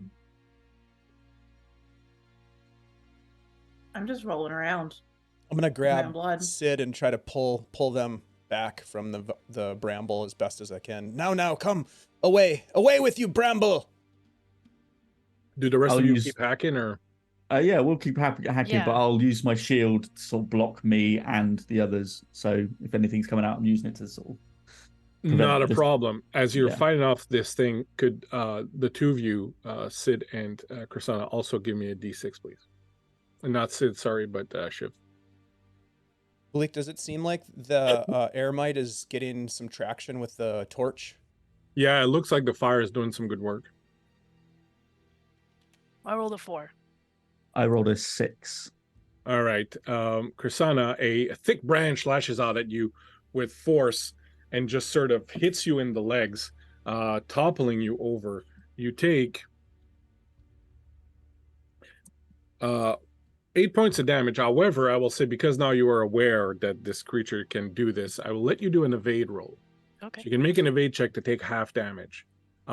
Shiv, same thing as with Sydney. This branch, as you're not looking, you can see out of the corner of your eye something move. You turn, and this branch is coming right, sort of for your face. So I'll let you do an evade roll also, since now you're aware of it, to Okay. try and sort of take less damage.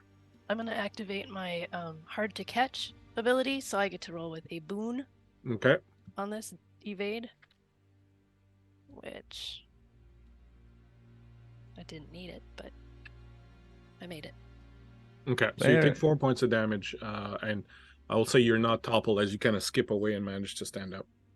Shiv, I rolled a 10, but I don't know where. Where's evade on the it's a sheet? skill. It's an actual skill. Oh, sorry. Oh, I failed. I All rolled right. So you over. take 4 points of damage as this Damn. thing hits your face and tries to get into your mouth and nose. I'll say again because you know now it's circumvent, and you kind of clamp down so it doesn't go inside, but it kind of lacerates your face as it's trying to, and you kind of, hit it with the axe and kind of back off from it. With the fire, Ermite seems to be doing, getting a little bit done, and there's a little bit of it that's burning now, sort of enough that the area kind of in front of the door has kind of cleared out. And you all kind of back away and sort of take stock of your wounds.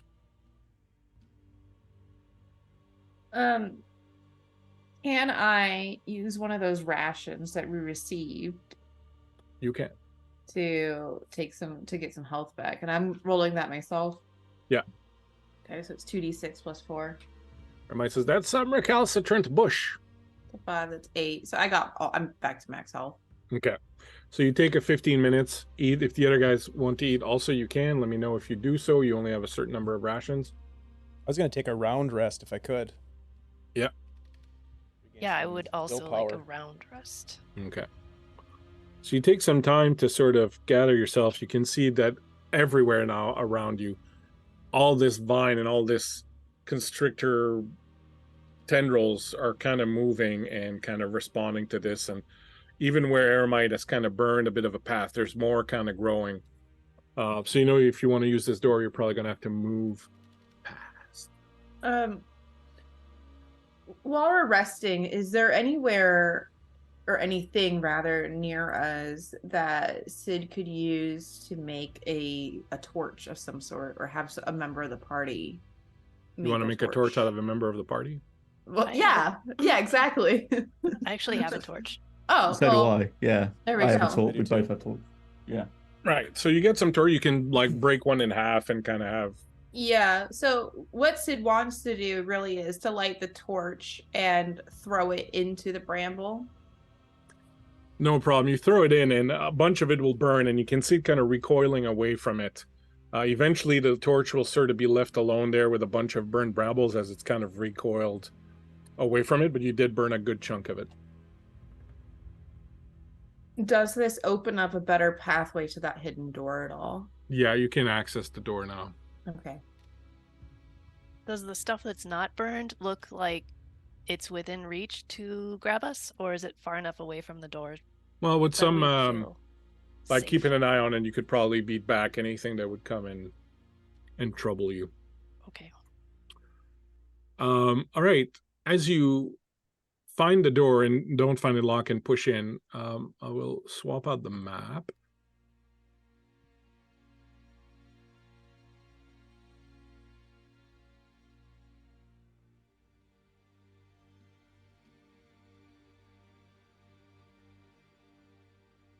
All right. Now I get to live through what Dave lives through all the time and try not to hurt myself with the... You got this.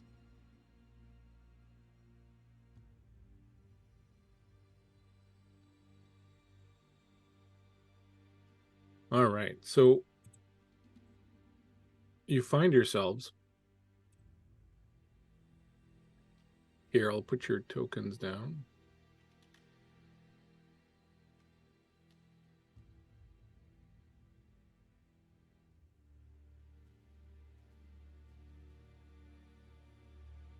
So the secret door that you open up is over here.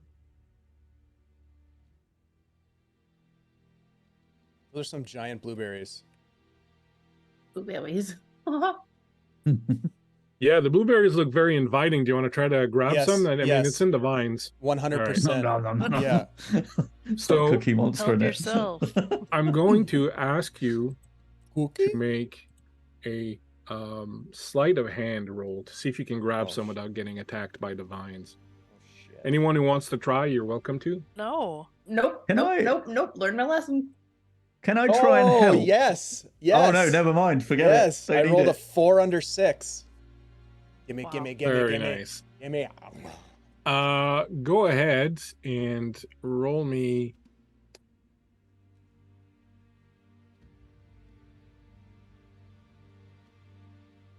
$4d6. Whoa.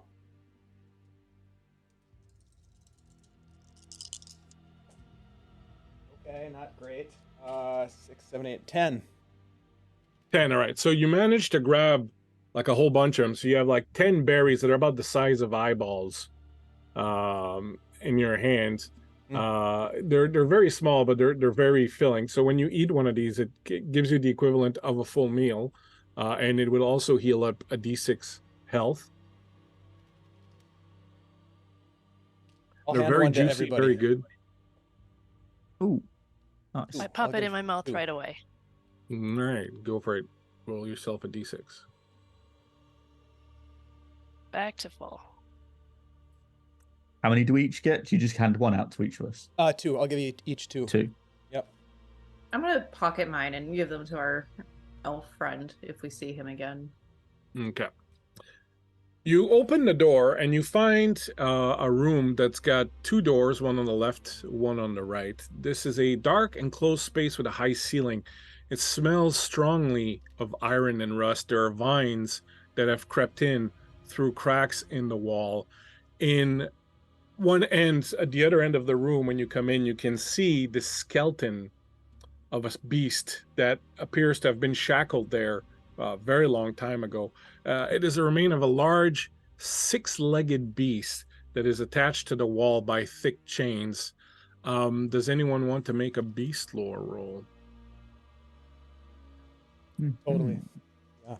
I'll give it a go as well. Let's give it a go. Yeah, Oh, I'm not Yes. proficient. Why These not? Dragonbane dice are hot, baby. Failed. I failed. Failed. Roll- Anyone who makes the roll, you don't know what this animal is. It doesn't appear to be any sort of natural animal you know about, and you've never really seen anything like it. This is some fell creature, I think.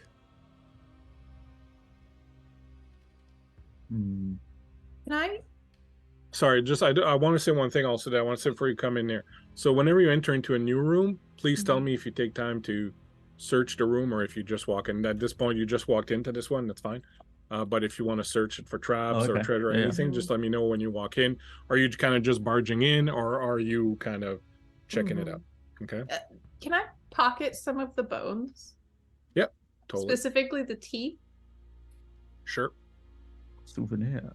And I will tell you, Bones, as you kind of go rummaging around, tell me when to stop. I'm going to draw some cards. Tell me when to stop. Okay, stop. You find, amidst the bones of this creature, you find a small shield. Ooh. It has a skull of like some sort of demonic beast on it, almost kind of like a ram's head sort of thing. Ooh. And the skull has fangs, and it's old and rusted. Roll a d6, would you? Okay. A 6. All right, yes, it's a large shield, in fact. Okay. It's kind of rusted and old. Shiv, you would recognize the symbol as that of Turnaxin, or like his sort of his followers, the symbol that they would use. You would recognize it. That shield bears the sigil of the followers of Tinaxin. Be very careful.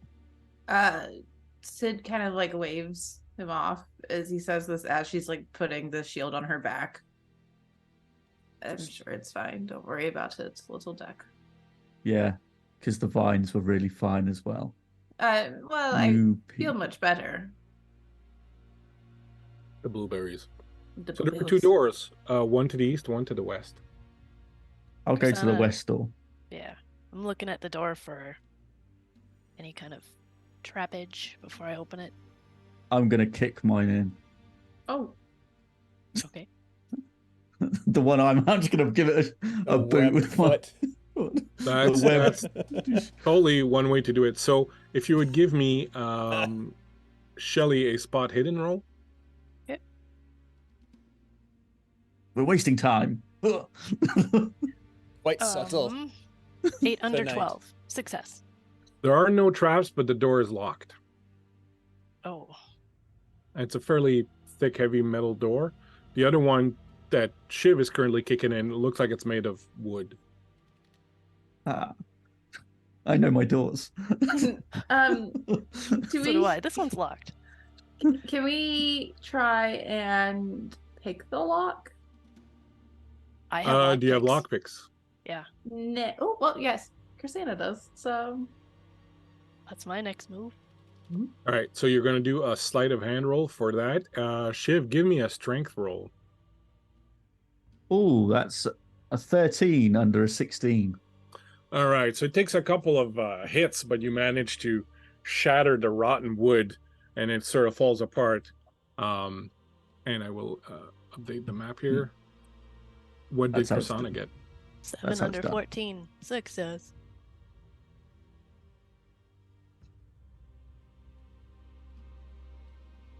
Seven under 14. Doing great. Got All right, this. let me Yeah. log this Ooh. also. You see before you, Shiv, a long corridor that has a little bit of debris from rocks and whatnot, leading further towards the east. Chrisana, you see a spiral staircase that appears to be leading down.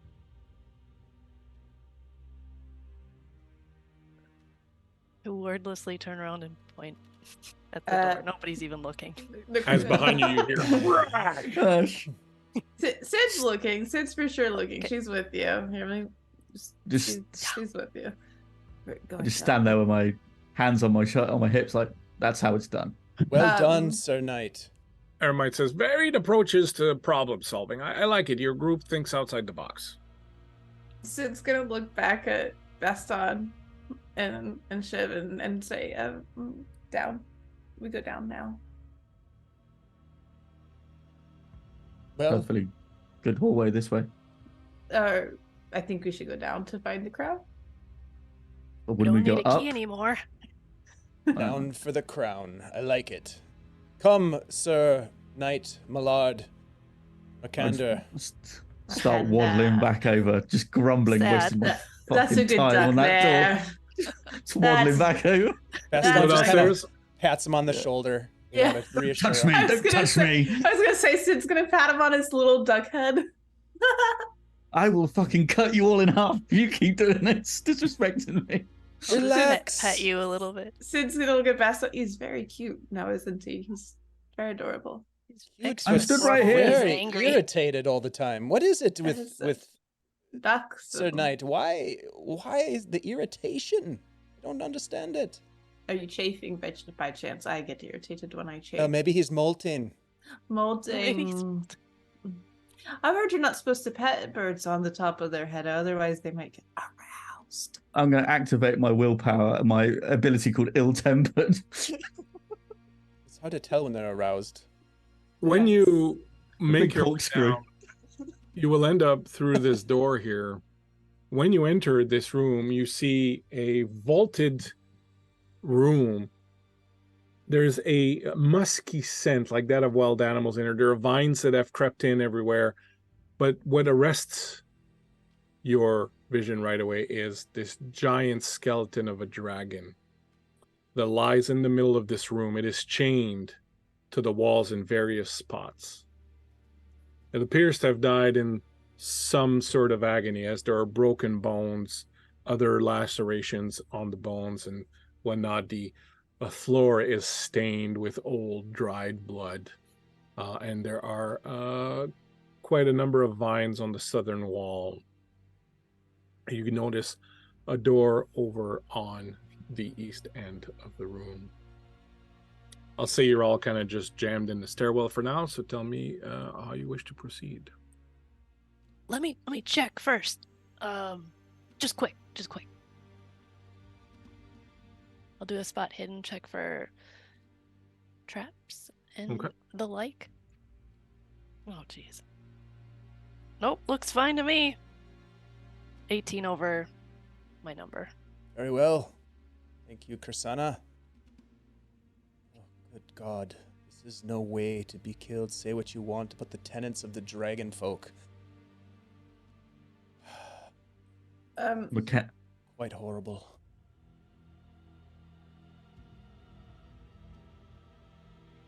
You walk into the room. On the walls, you see frescoes depicting horrible scenes of dark horned creatures torturing, chaining, killing dragons, slaying them. You see them holding up the heads, the bleeding heads of dragons. You see strange white-skinned, dark eyes creatures bent in supplication before these demons. And you can feel the sort of evil that radiates throughout this entire room. Makanda. Oh, sorry. Go on. Oh no, for it. go ahead. Oh, Makanda is like visibly disturbed by this and just takes a knee and just like hand on his like pommel of his axe and just starts muttering to himself like a prayer from his nightly order. Sid, on the other hand, is very much unbothered by this and wants to go look for more monster teeth and wants to get the dragon's teeth. Thank you. Not a problem.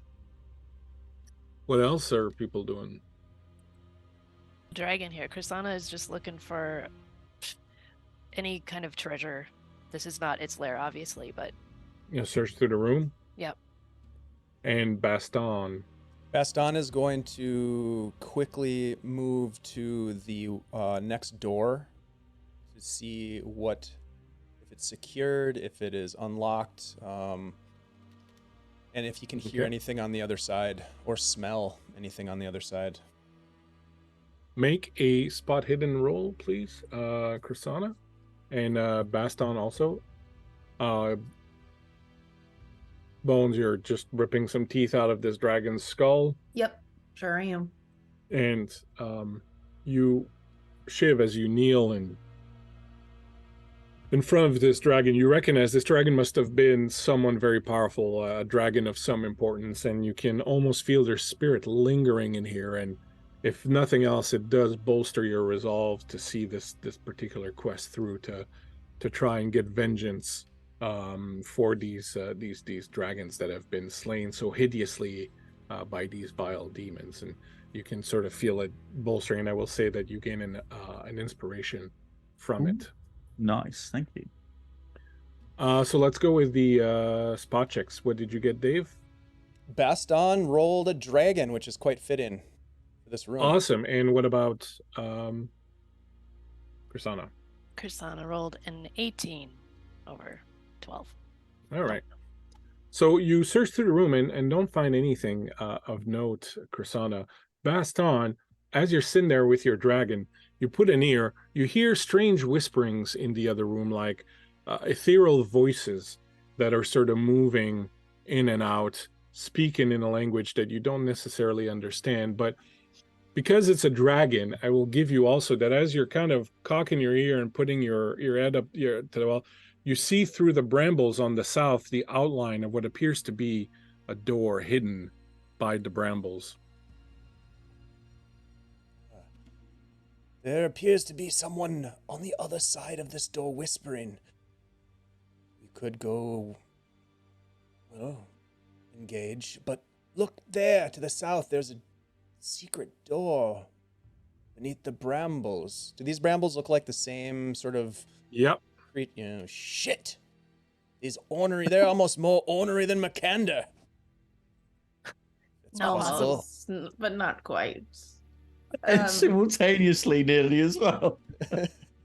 I'm gonna work on getting a torch lit. Not a problem. You manage to do that, and you will assail the Yeah, back you vines. All right, you manage to do it without getting too much into trouble as the vines flee from the fire, and you eventually clear enough. There's a door, but it's not like a full-size door. It's like a half door, right? Like maybe like 2.5 feet high or something like that, like a little hatch door that's in the wall. Like halfling or Millard sized. Yeah, I was gonna Yep. say. Sort of, yeah.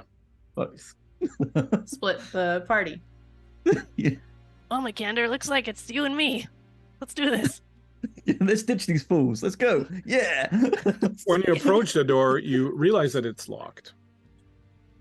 Well, lockpick. Oh, okay. Duckfoot. No. Oh, did you wanted to? No. Did This door looks pretty solid, I'm going to say. Oh, Did we okay. hear about the whisperings? Yeah, We he should would have told probably not make that kind of noise right now, you know. And I'll pull out my lockpicks. Go for it. Well, okay. Dragon, Nice. Oh, yes. second No. dragon of the night, Not only the day.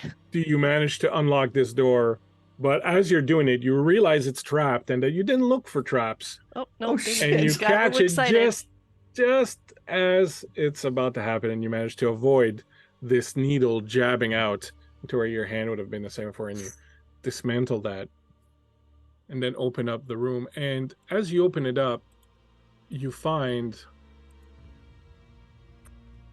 this room appears to be overflowing with treasure. There are mounds of coin and gems on the floor. There are open chests. There are weapons, pieces of armor. There is a lectern with a book opened on it, just across the room from where you are. The place is entirely covered in cobwebs, as if no one's been here for God knows how long. There's thick coating of dust over everything. I have a fresh memory of nearly just getting injured by a trap, so I'm gonna quickly look for traps in this treasure room. Go for it. Not let anyone in. That is 9 under 12. Very good. You find none. I can confidently say there's nothing in here. If anyone is right next to me, because I'm moving into the treasure room. Post Okay. haste. Everyone can get in, even though it's a low door. Like, people can crawl in if you want. My. He's gonna approach the lectern. All right. So, as you search through this room, you will find a number of things.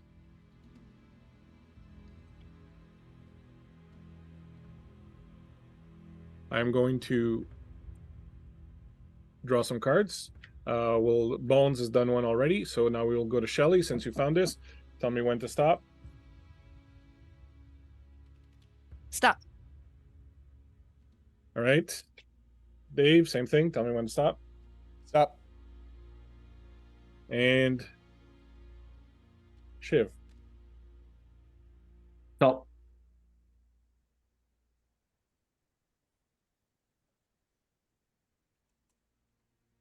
All right. So first and foremost, you find throughout the room, you figure the equivalent of several thousand gold pieces and coins, gems, more than you could ever haul out with just yourself and I. It would take like several trips of hauling these various chests out.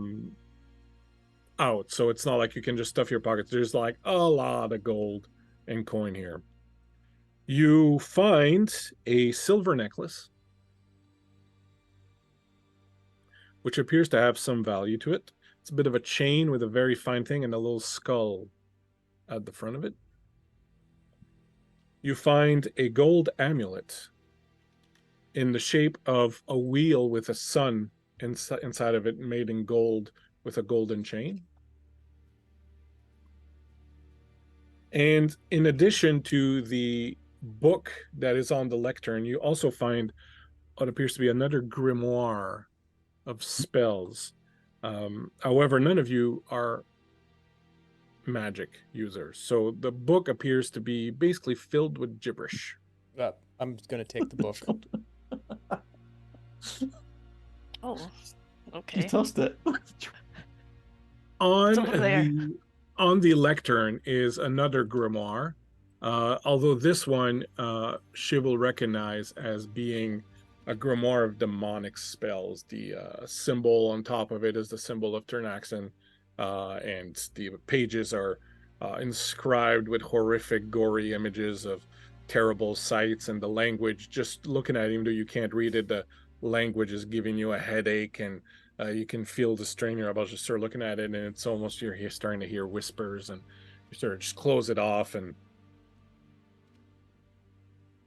I'm gonna Shut up. contemplate burning it. I think we should burn this. We need to shake Yeah. the duck out of it. no, he's all right. He's not. Okay. Can I shake him anyway? Yeah. Yes. Okay, I'm shaking him. What's going on in there? Are you quite all right? Yes. Stay back, old man. Some dangerous stuff in here. Oh, yes. Takes a step I look at the others like oh. the treasure's ours. The treasure's ours. The book, though, should be destroyed. Yeah, I'm already sort of getting my flint and tinder out to try and see if I can set the book on fire. Here, use And this burn lit it. torch. You try to set it on fire and it Ah. just won't catch. Nothing works. In fact, as you're Yeah. holding flame to it, some of the rips and torns appear to be repairing themselves. Shit, give it back. Step on it. Make it stop. Don't like that. I will take it off the lectern. As he does this, can you, Bones, give me a spot hidden roll, please? Okay. I got a 13. I don't think I did anything. Spot hidden is a 6. So No. everything's fine. No problem. Yeah. Okay. You pull it off the lectern. Nothing happens. I'm gonna Yep. put it in like a satchel I've got, so it doesn't fall into innocent hands. Agreed. It's safe with No me. problem. That must make you quite happy to vanquish evil. You look like you're enjoying yourself almost. I give you like the Clint Eastwood side kind of grimace. Perhaps I read that wrong. My apologies. So in this room, there's also tons of different weapons and armor and stuff like that. So if there's any kind of regular weapon or armor gear you would like, you can look through the gear tab and pick whatever you want. It would be in here. There's tons of stuff. Can I just like shove my little pockets full of gold? Yep. Yep, that's what I'm gonna do. Obviously, me too. Yeah. Whatever I can carry. No problem. Mother load. When you come back out, Eremite is sitting on the dragon's shin bone, and he's eating his other fish from his pocket. Are the fish like Feast covered yourself. in? Yeah, are they like covered in lint? They're covered in stuff. That's It's kind of worse. crunchy when he bites down on them. No. Once in a while, it's like, No. "Thuh, thuh, thuh." You're a disgusting man. As he I'm- walks past, he I waddles Live alone past. on an island for several decades and see where your manners go. I imagine he is just a little bit moist and sticky all of the time. Yeah, pretty much. That's the Like sometimes he'll move and his hair will move, and then it kind of just stays. Oh, No, just got that like sheen where he looks like he's always sweating. all a the little time. oily. Yeah, Yeah. Mm. but I want to emphasize the stickiness. Oh, for Yeah. sure, for sure. So what do you do next? Go to the door. Other door. Could you, Chrisana, check this door for traps, please? I'd love to, but do we want to make a dramatic entrance this time? I mean, they're gonna know when we walk in. And What did you have in Okay. mind? well, the duck.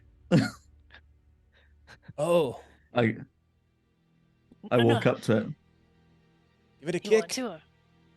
I cast duck foot and then I kick the door. I draw my weapon. I also draw my weapon. A strength check. That's a fail. 1 over. Hit your foot, and you guys hear a crack, and you think he's really done a job on that door. That door is going to split right in half, but then you see his face, and you realize the sound came from his ankle. My leg! Fuck! Take 2 points of damage. So as you rammed your leg in there, and you felt something give in your shin, maybe, or in your ankle. The door is just like. Can I just Okay. open the door? So Is it you locked? try? Do you try?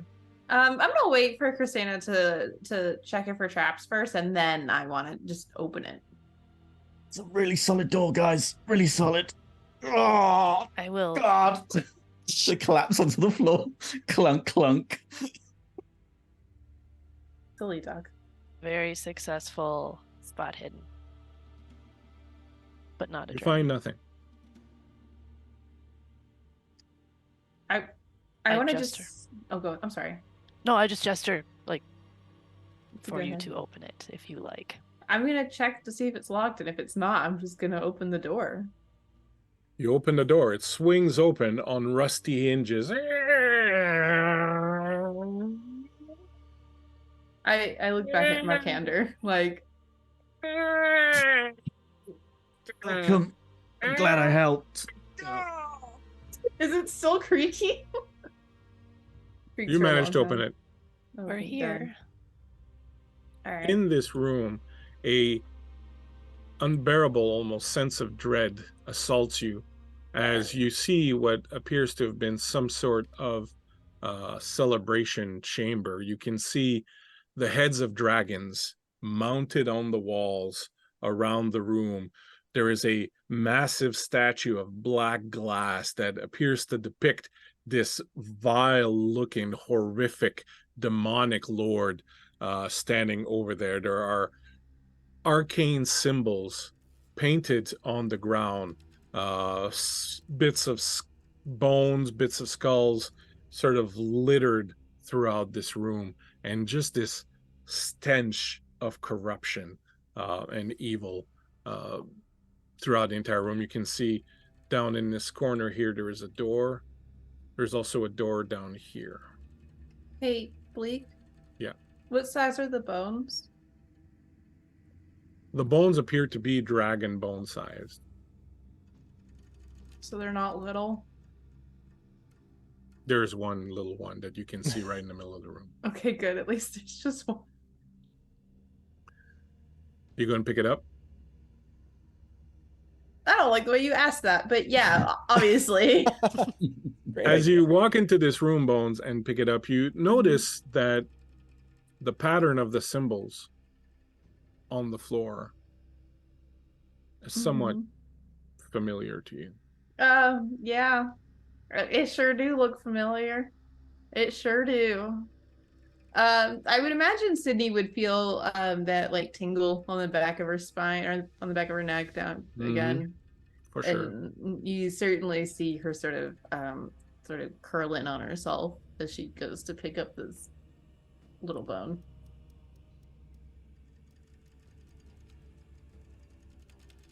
Don't get a As good you- feeling of this place. I was gonna ask about the heads on the walls. Well, I was going to say that the voices you're hearing appear to be emanating from the heads on the walls, and their sound is reverberating throughout the room. I move close to this one on the north wall and see if I can't decipher what it might be whispering. When you approach it, the language it's speaking switches to one that you understand. You can see that on the wall above the head there's a plaque that's been inscribed with what looks like maybe like corrosive acids used to inscribe into metal. And you see the word Taindreth with a capitalized first letter, almost like it's a name. And as you approach the dragon, you hear clearly in your mind, emanating from it, the words, "The Dominator, ill will imposed."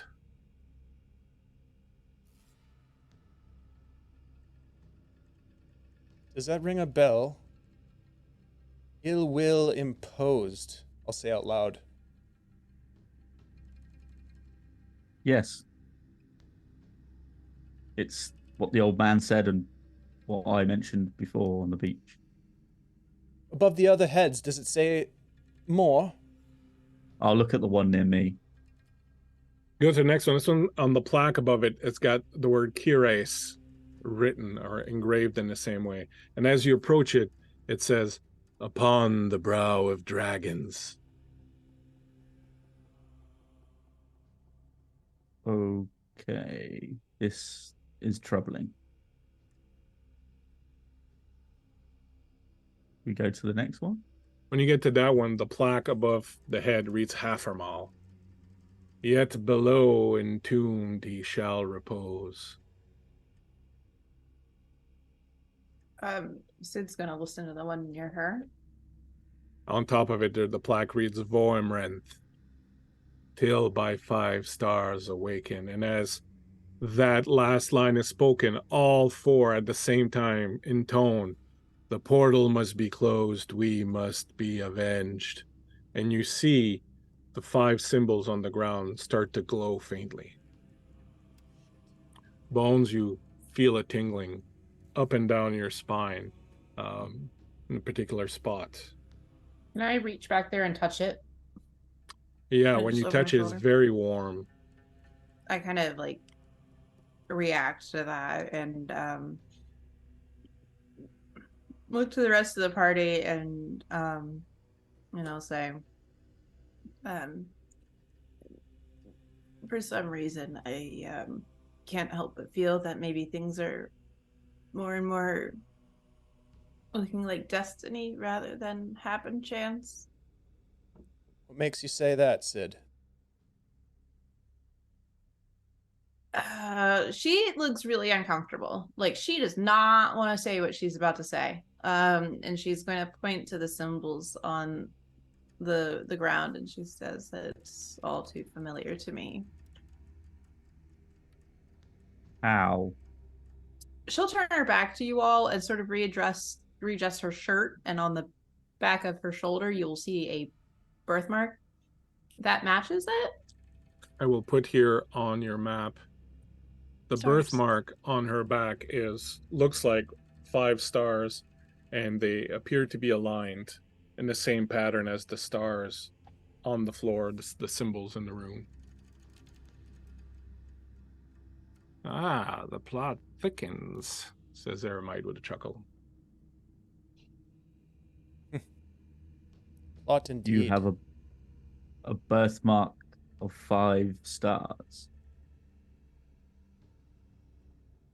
Birthmarks work. I don't know. Just this is there. Does this Who were mean your s- parents? Sorry. She sort of shrugs at that and shakes her head and says, I don't really have much memory of my childhood. Does this mean something to you, Sir Makander? It doesn't bode well. What does that mean exactly? I mean, it doesn't bode well. 5 stars. You guys are getting a little intense here. What does that mean?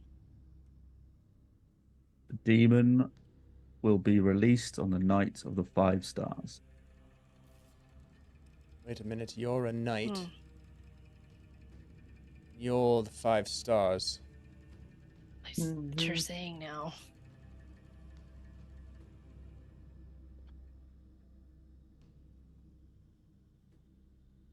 Well,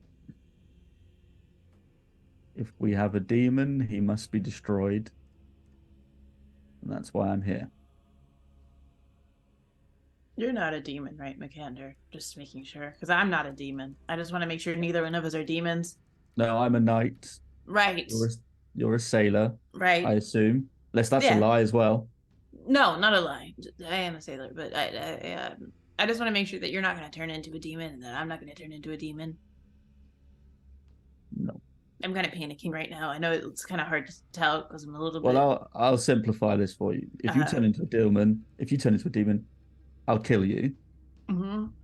I looked at Baston. If you turn into a demon, I'll kill you. Mhm. And Kristana, if you turn into a demon, I'll kill you as well. So Well, I guess that's settled then. Let's all try that's not to turn into demons. Agreed. agreed. What if? Hear me out. What happens if you turn into a demon? Me Yeah. won't happen. But what if it does? We kill him. No. Okay. Well, no, I'll I kill mean, you that's because sort I'm a of the demon. deal here, I think. Yeah. Yeah. Okay. Yeah, All right. I'll kill I guess. Yeah, but it won't happen because I'm a knight and I'm noble and I'm true of heart and Well, brave. I mean, that's like, not really how okay. demon works. I don't think. I mean, I don't think there's Well. really a class structure on who gets to be a demon, who doesn't get to be a demon. But Well, I think you seem to know an awful lot about demons. I'm just speculating. Mm-hmm. how will we know? I mean, will it just be the black eyes? If something happens and one of us suddenly get black eyes, are we going to be murdered by the rest of us? Maybe you end up looking like this chap, and I'm gonna point up to the statue that's looming in the room, taking a look at it. I guess Kinda I'd rather gross. be murdered. Mm. You're going to check the statue? Yes. As you approach it, you get a sense of dread and foreboding. It starts to fill your mind. The voices of the dragons, which have stilled since you heard their message, are replaced by this dark, strange chant that starts to kind of buzz around you like a fly. You can't understand the words, and the words seem kind of dark and very dissonant and strange, but you can pick up a rhythm in them, and you find yourself kind of like moving a little bit to the rhythm as this thing is kind of seeping into your brain. Give me a willpower check, if you would. You can do it with advantage. I rolled another dragon. Yay! Nice. So you managed to shake it off, and with the dragon, I'll say that you can definitely tell that this voice, this power, was trying to take over your mind. It was seeping in, and you could feel yourself starting to move and think things that were not your own, and you kind of shut it off. And with the dragon, I will say that you don't feel like it's coming from the statue, but that rather from the room to the north, perhaps. That's where it seems to be kind of emanating from. Room to the north. There's a door here. Is this a door in the corner? Yeah. There's something beyond this door calling. You hear it? I'm assuming we don't hear anything that Baston's hearing. No, but you would feel a very strange pull and desire to go into that room, Sydney. The others, you don't hear anything right now. But Sydney, as soon as he mentions it and sort of looks up to it, you start hearing warm, beautiful melody that is speaking to you and filling your ears. And it feels like perhaps the song that a mother or father would sing to you as you're a child and they're trying to soothe you. And it feels kind of calm and comfortable and enveloping and warm and beautiful. And it kind of draws you. Sid's gonna walk towards that door, and you see, and it looks very strange on her face. You see her smiling,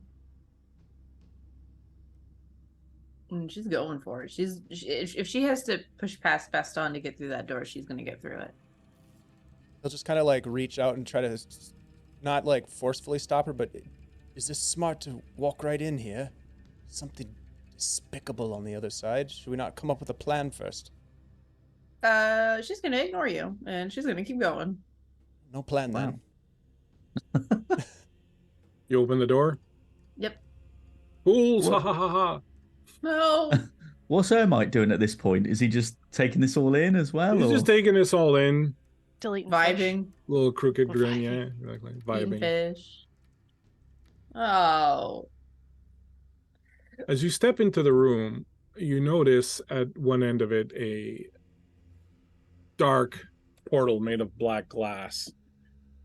There are two people in this room, as well as an altar, and the same 5 symbols on the ground. This is an ornate chamber with murals and lavishly decorated columns along the walls. The rock seems half molten, semi-organic, like the inside of a fossil monster.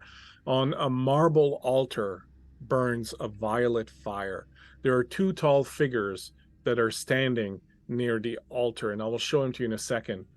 In the north wall behind the altar, there is this portal of black glass that seems to vibrate a bit like a mirror of water. When you look at the portal, you can see beyond it a vast, dark city that appears to be very distant from you. The portal itself doesn't appear to be active, as there's no kind of major emanations from it. The 2 people in this room are human looking, but have the same dark black eyes that you saw earlier in Avermal, and there's even worse, as there's like black inky smoke that seems to erupt from the eyes and sort of fly up into the air as you step in. As you walk in, they turn towards you. And when you walk in, Bones, they see you and they each take a knee.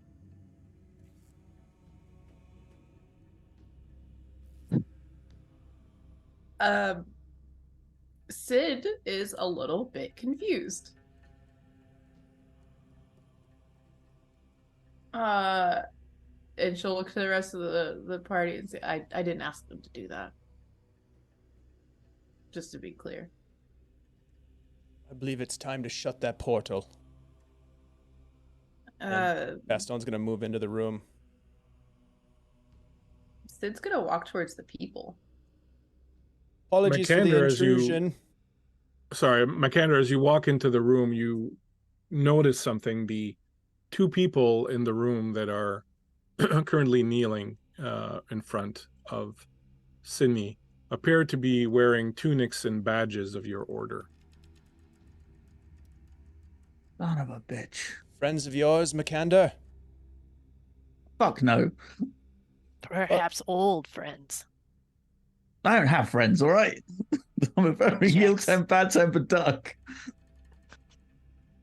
Baston is going to just look back at these 2 and just say, sorry for the intrusion, but we will be needing to close that portal then. Stand aside.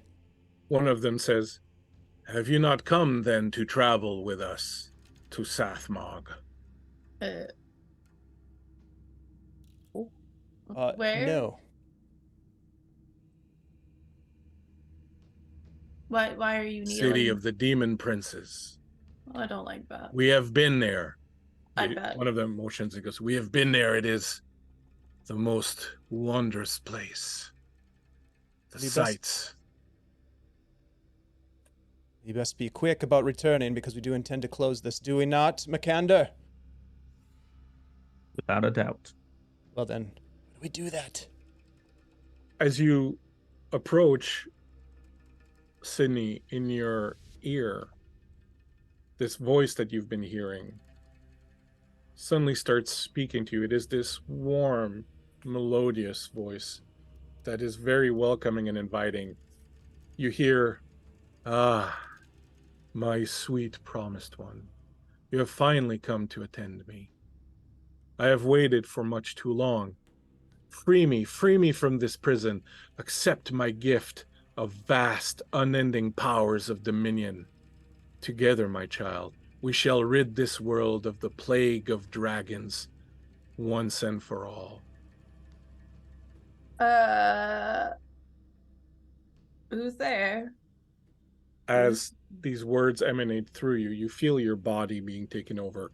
You feel as if a hand has slipped into your mind, and fingers are now curling around your soul and taking control of you. You get a moment to realize that you have to make a decision right now.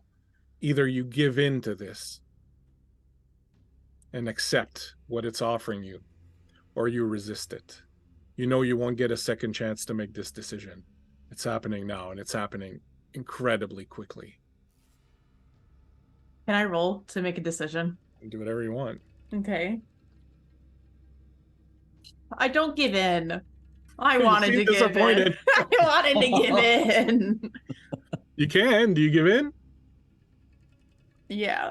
You give in? Yeah. As you give in, you feel this incredible power start flooding through you. You understand that the dragons are evil and must be eradicated for the world to be saved.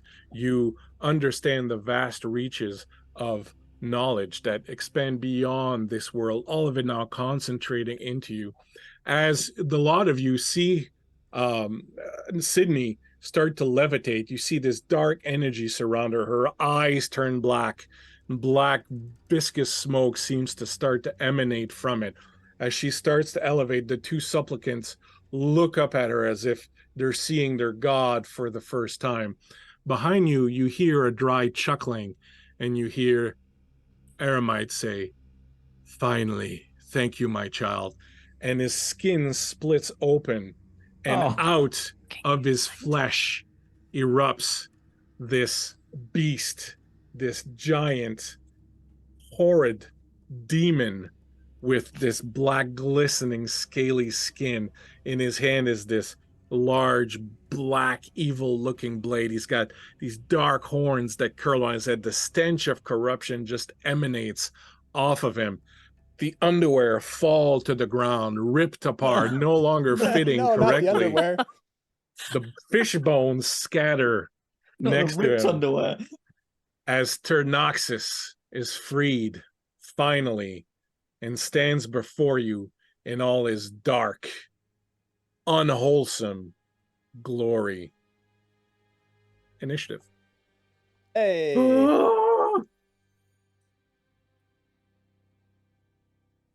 We get to fight a naked demon. Take the underwear as a So souvenir. am I suddenly fighting the party now? I'll tell you what happens with you. Okay. Should I still roll for initiative? Yeah, no, you don't roll for initiative. I draw cards. Oh, okay. Just kidding. I will draw them in order that I see you on my screen, and I will draw for the bad guys at the end. Okay. Makander will go at 3. 3. Cool. I will hold on. I will put you all into the initiative. Add to initiative.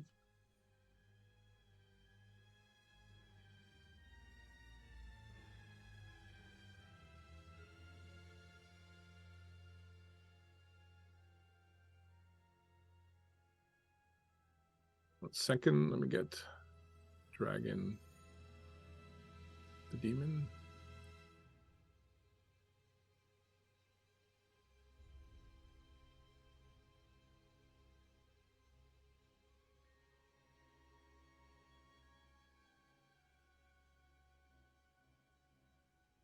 All right, so Makander was at 3. Yep. Bones will be at 4. Oops. Put 40. 4. Dave will be at 8.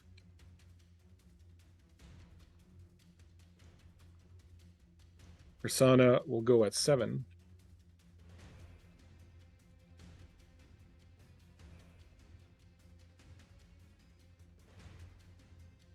The supplicants will go at 5.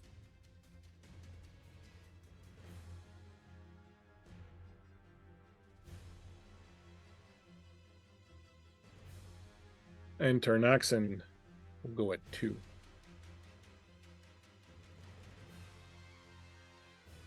So in this game, Lois goes first.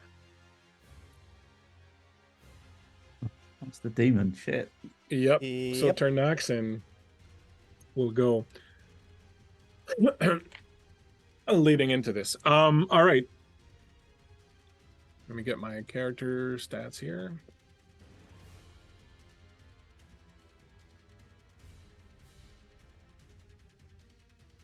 Okay, Turnaxin with a deep and terrifying growl will take an attack, and he will definitely take it on Makander.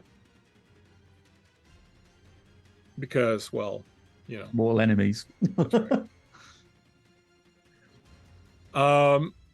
The demon points his hand at you, Makander. And with ferocious strength, you are picked up and flown across the room to smash into the wall. As he hurls you all the way back here and you crunch into that wall back there, you take Woo! A little bit. you take Soften the 7 blow. points of damage. It is bludgeoning damage. You can remove your armor, but not your shield from it. Okay, so what do I do there? Because my armor, because with my shield I get +2. Yeah. So what's that your armor? takes my armor will be at 8, But without your shield. 6. Right. So it's 7 points minus 6. Your armor absorbs 6 of it. So you take 1 point of damage. As Okay, you're 1 point. slammed into the wall behind you. Perfect.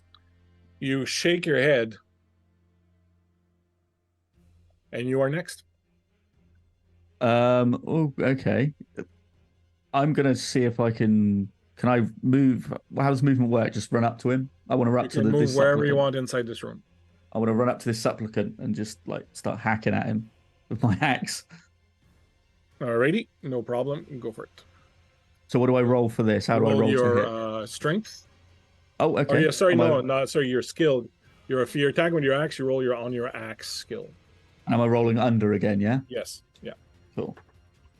Oh, that's a 12 over 14.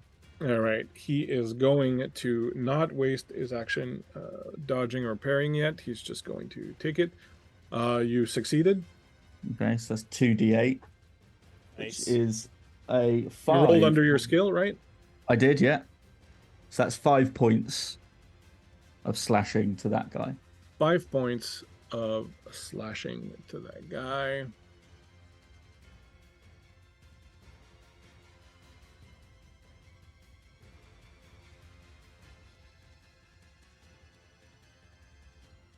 You see that only about a little bit of it gets through, as their armor absorbs a lot of the hit that you directed at him, but you did get a little bit of damage in, so that's always good.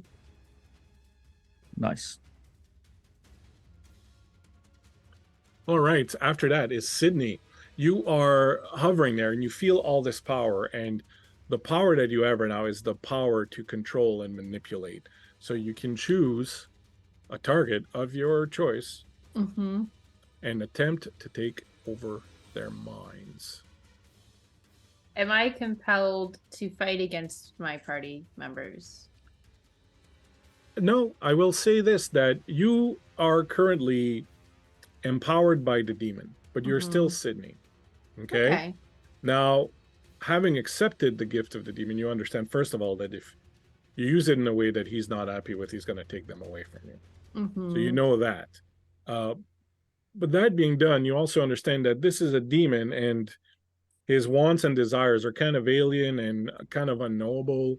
And you understand that he is interested in escaping this place, but that's kind of happened. Why the conjunction of you being here and accepting this has liberated him from this prison, which was not the jail, but was the body of Eremite, basically. Uh-huh. So he's free. Now he just sort of sees the rest of you as pests that he needs to exterminate in order to activate his portal and get some of his buddies back here. Right.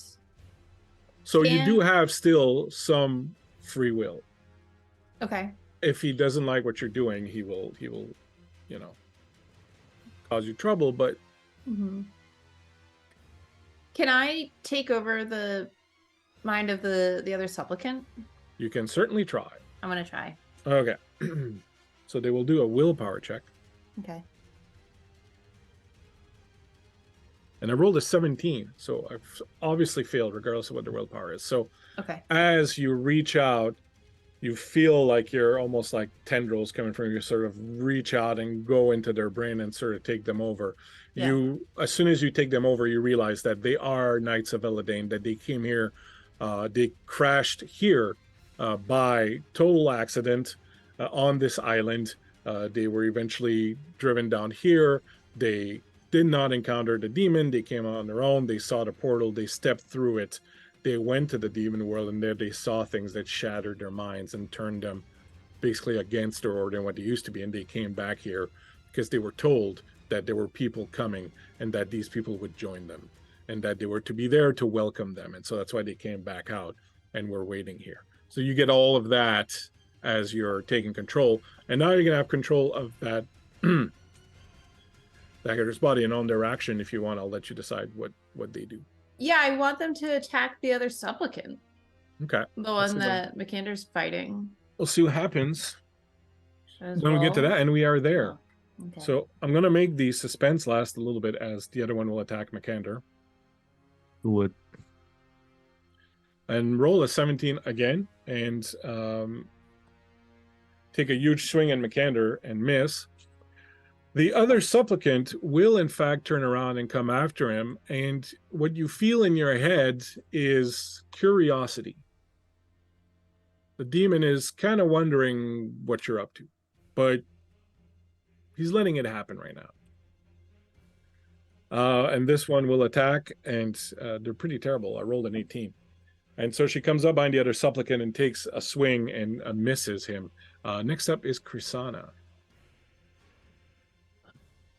Kursana's gonna pull out her. I don't know if this is the right move, but she's gonna pull out her bag of marbles and throw them at the demon that she just found. Okay. Hopefully make the floor a little treacherous for him. Give me a sleight of hand check. I really like the idea of the demon Ooh. doing like the comical, like whoa, whoa, whoa, whoa. And This that's is my- how we defeated the demon, guys. Third demon of the night, or dragon of the night. Oh, dragon. Oh, nice. Amazing. All right. So I'll say This you landed sort of right dice where you know how want to roll which is low. kind of down here. Yeah. And we'll see what happens when he tries to move. Basically, right now, the floor around him is covered in marbles. Baston, you are next. I think Krisana goes. Oh, that was her turn. Yeah. You want to move, Um, Krisana? You can move if you want, though. I do want to move away from the demon. Well, while you're Back moving over away, here. Bassan is going to race forward, jumping through the air and slicing with the halberd. Go for it. Oof. Yeah, just barely under on halberd. I'm going to hit, and I'm going to activate massive blow, which gives me some extra damage. I'm going to also activate the feature of the long in the tooth to attack a second time. Okay. First bit of damage is You'll have to 11. give me damage separately for the different attacks. Okay, so the first one is an 11 for damage. Second Okay. attack is also a hit. And I'll do the massive blow again Okay. for 14 more damage. Wow, nice. It's a good chunk of damage on him. A lot of willpower points too. Oopsie. Yeah. Hmm. As you come in and take a couple of huge swipes at him, he doesn't seem impressed. And I will say, I will ask him, where is the crown of emancipation? He chuckles. On his action, because he is next, this is what will happen. Because you rolled a dragon on your... Originally, when you said you were going to use the thing, I was like, he's way too heavy. He's just going to crush the marbles. But since you rolled a dragon, I'm going to say that he does, in fact, kind of lose his balance a little bit. And what it's going to do is it's not going to topple him. He's too big and too strong, but he's got two actions. It will take away one of his actions as he tries to sort of stabilize himself and not fall down. Does that sound fair? Yep. But does he Take go, it. whoa, whoa, whoa? Yeah, he's got to do that. Nice. Then he gets really angry. And so he's going to do an attack on Baston because, well, Baston hurt him. Oh yeah, actually, I kind of like players rolling it and being the instrument of their own doom. So give me a d6 roll. Uh-oh. 5. 5. The beast raises a scorpion-like tail and delivers a swift sting to you. Thing comes hurling out, punches you right in the chest. You can attempt to parry, but you don't have any more actions. Unfortunately, you can't. You will take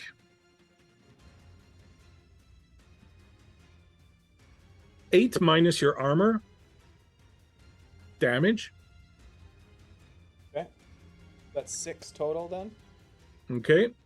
And now you must make a Constitution roll. Success. By how much? I rolled an 8. It was 17, so by 9. By 9. So, hold on. Let me just double check something. Oops, that's not what I want. This is what I want.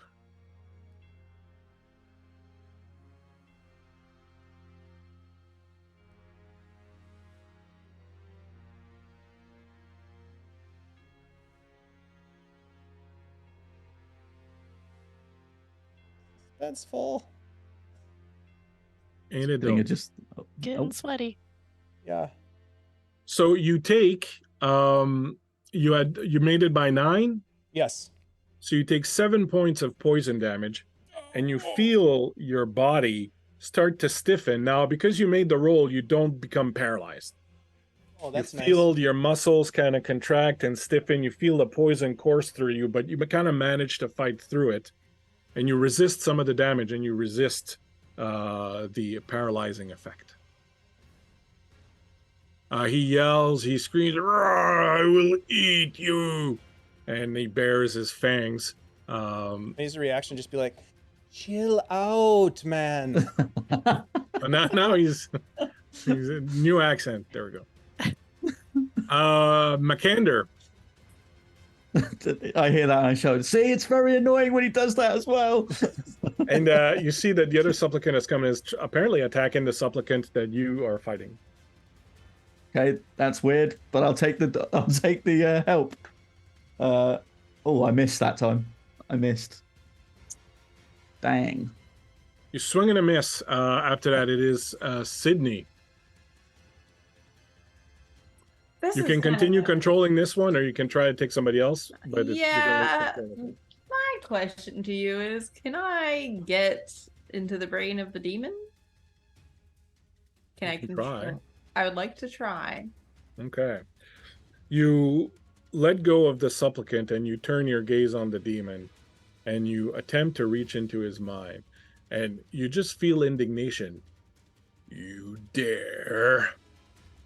Now, I'm going to give you a chance to do it because, you never know. But it's not going to be an easy one, okay? So I'm going to have you make a willpower roll at a Bane. Okay. I have a boon, though, don't I? You can use that. So just so you know, this is a because- contested roll, right? So Right. you're going to make your roll, he's going to make his, and whoever has the biggest difference is going to win out. Now, you can spend an advantage if you want and roll flat. That's Yeah, I want perfectly to roll flat. Yeah. And I'm rolling off of my willpower, right? Yeah. I got a 2. So this is pretty good because I rolled with advantage, and I rolled a 17 and a 19. So you, against all odds, reach into the brain of the demon. I will say this. I will say that as you're reaching into this demon's brain, I will say that you will take a condition because his brain is so alien and so powerful and so strange. I'm going to say that you're going to take a condition on your intellect, I would say. Okay. So on your intellect, there's like a condition. I don't know exactly. Yeah, I see. It's is it angry? Yeah, that doesn't really make sense, eh? Well, there are a whole bunch of them. Yeah, I know. I think. I just don't have a list of them because I don't have a character sheet. Do you want them? I can list them to you. I got the book here. I'm just gonna take a quick look. Disheartened, maybe? Scared.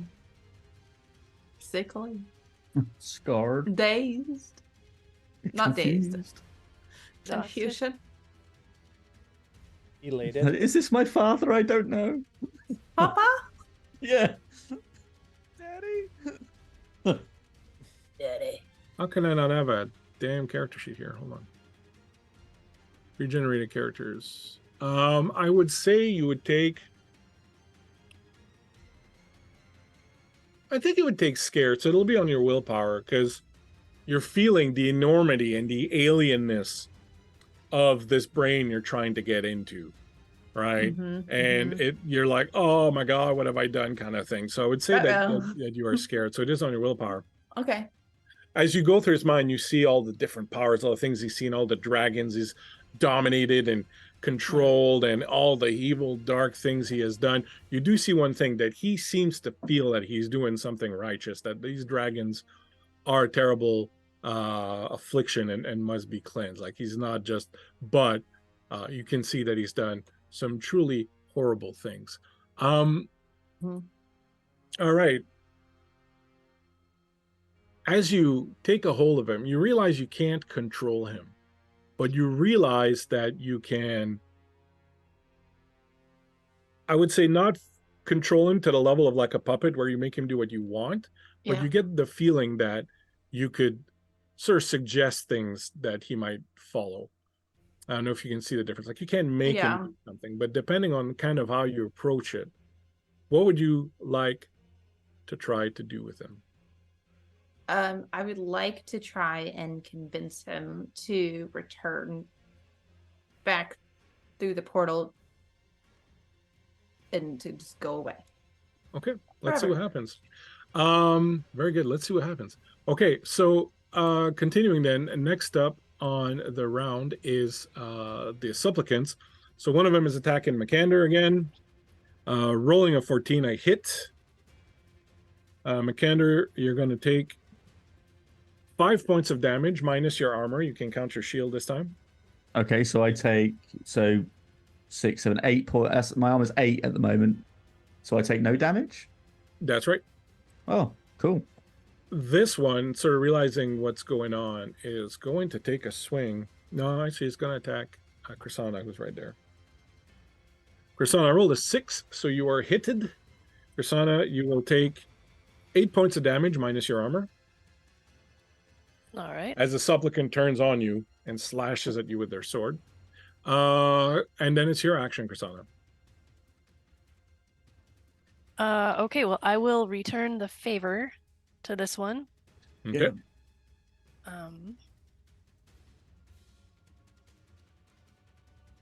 Let's oh, okay, yeah, that hits. 8 under 14. And I'll stick her with the final argument. Go for it. So let's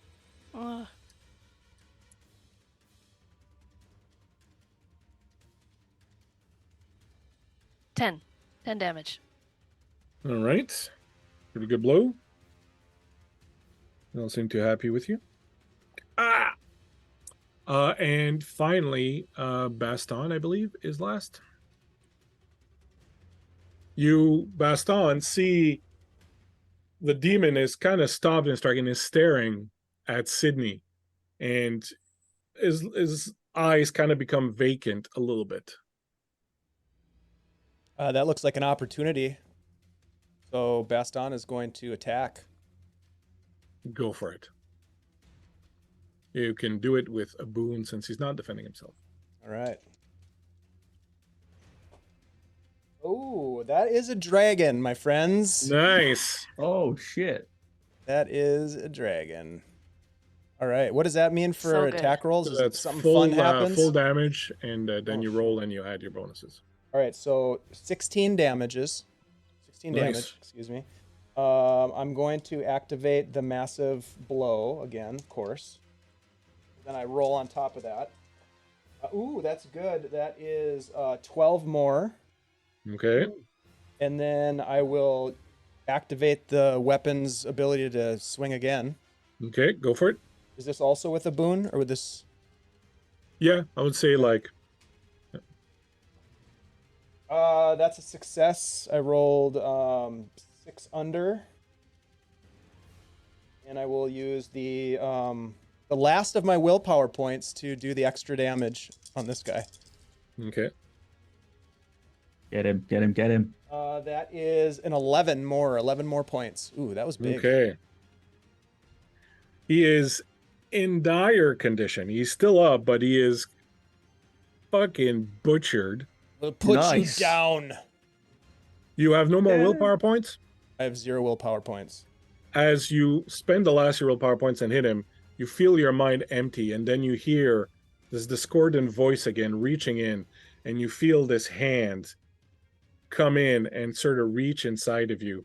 Apple. Bones, you realize you now also have control of Baston. It just suddenly pops there like it was just free for the taking as he used up all his willpower points. He just shouts out, "Pineapple!" And can I make him I will dance? give you a reaction to that just to see what you do. Do you do anything or? Yeah, I want to make him dance. Baston suddenly breaks into this jig in front of this demon.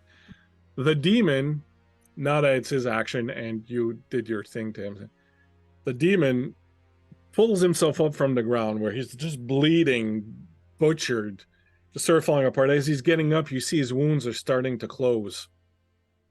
He's starting to heal up. Bones are kind of coming back into place. And then he looks at the portal and he bounds over, heading towards the portal. And as he does, he grabs you Oh shit. Me? and enfolds you in his arms. And with him, Bye. Bye-bye. everyone. you jump through the portal. Bye, everyone. And both of you disappear into the demon city. Do I stop dancing? The second he goes through, he stops dancing. The second Oh. the demon goes through, the two supplicants, their eyes return to normal and they fall to the ground, looking around like they don't know what the hell's going on, what's happening. I immediately go to the lectern or the altar. Right. Do you hit them, McAnder? No, I stopped just as I realized they're no longer. Let's go. oh, You go to the shit. lectern, Baston. Chrisana, what are you doing? Running to the lectern also. Right. You get to the lectern. You see there is a purple flame there that is just burning. And as it's burning, you can see that the flames in the portals are also burning in time with it. No crown around here. You totally missed the crown. Perfect. No, the crown was good. The crown was the crown of emancipation. It allowed you to resist the mind control. How do we close this portal?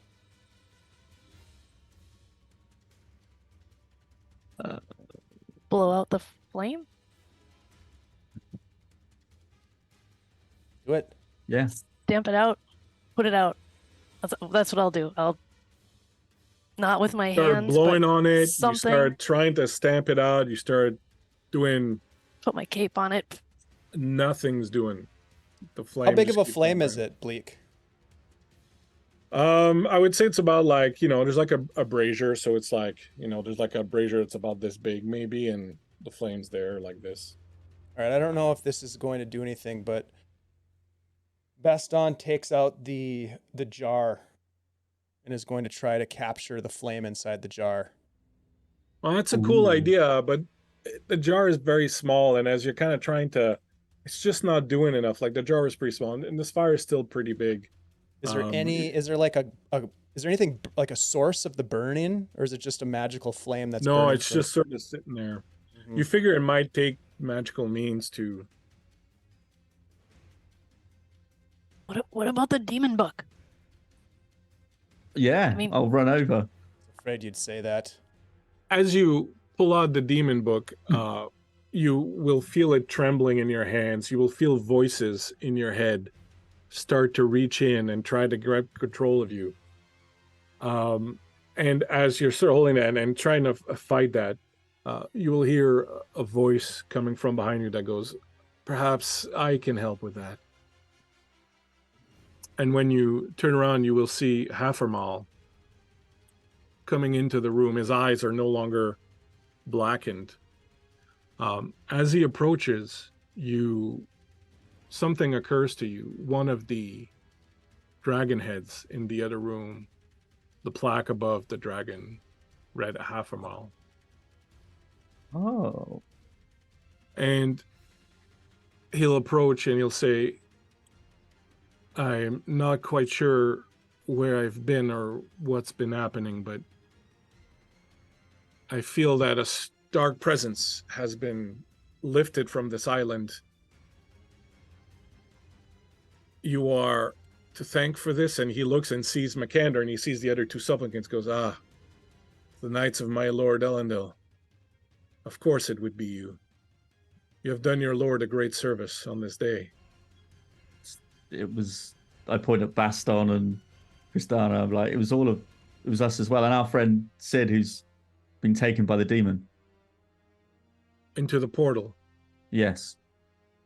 Can we get her back? It would require going through the portal and into the demon city. You wouldn't want to do that. I would.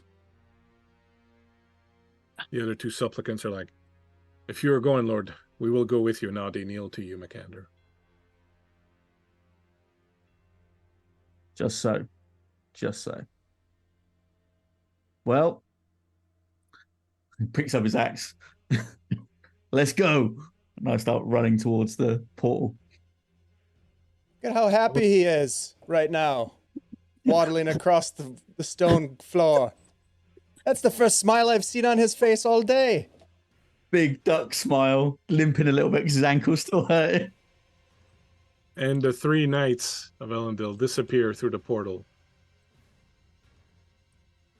Hafermal says, shall I close it now? Well, I don't want to go to a demon city. Nor do I. We can go home this way. I don't think you'll be able to, but we might be able to figure another way. I think I can fly.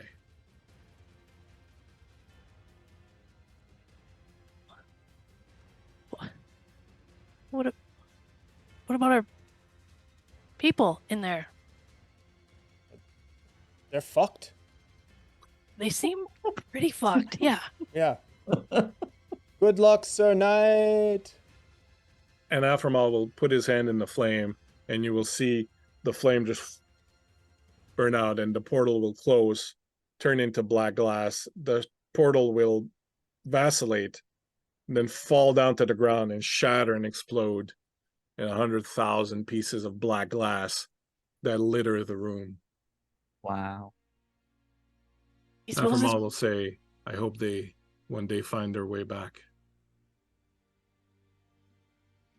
I would like to leave this place now. Agreed. Come along then. You will leave the place, I assume stopping to take a bit of the treasure. Hell yeah. Filling your pants. As you go outside, you see briefly Hafermal look up into the sky, and in the next moment there is this giant gold-colored dragon where Hafermal used to stand. Flexes his wings. Looks over his shoulder and goes, climb aboard, little ones. I shall take you wherever you wish to go, as a reward for your service.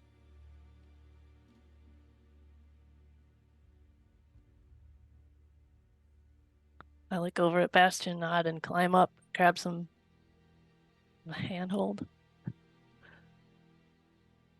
Baston will climb up onto the back and just kind of look over at you, Krisan, and say, "You feel like we got the better end of this deal." We got the money, we got our lives. I couldn't agree more. If only I could have found that rapscallion Bonnie. Oh yeah. I start perspiring again. As he says that, the dragon looks over his shoulder and goes, hang on tight. Could be a bit of a rough flight. I've not flown in many years.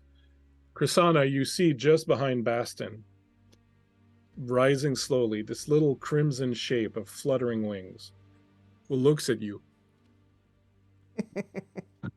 And in a moment, darts down, hits the dragon in the neck. You see a gout of blood explode. The fairy Bonnie. disappears inside the dragon. The dragon starts to roar and scream in pain. Blood starts to well from its mouth.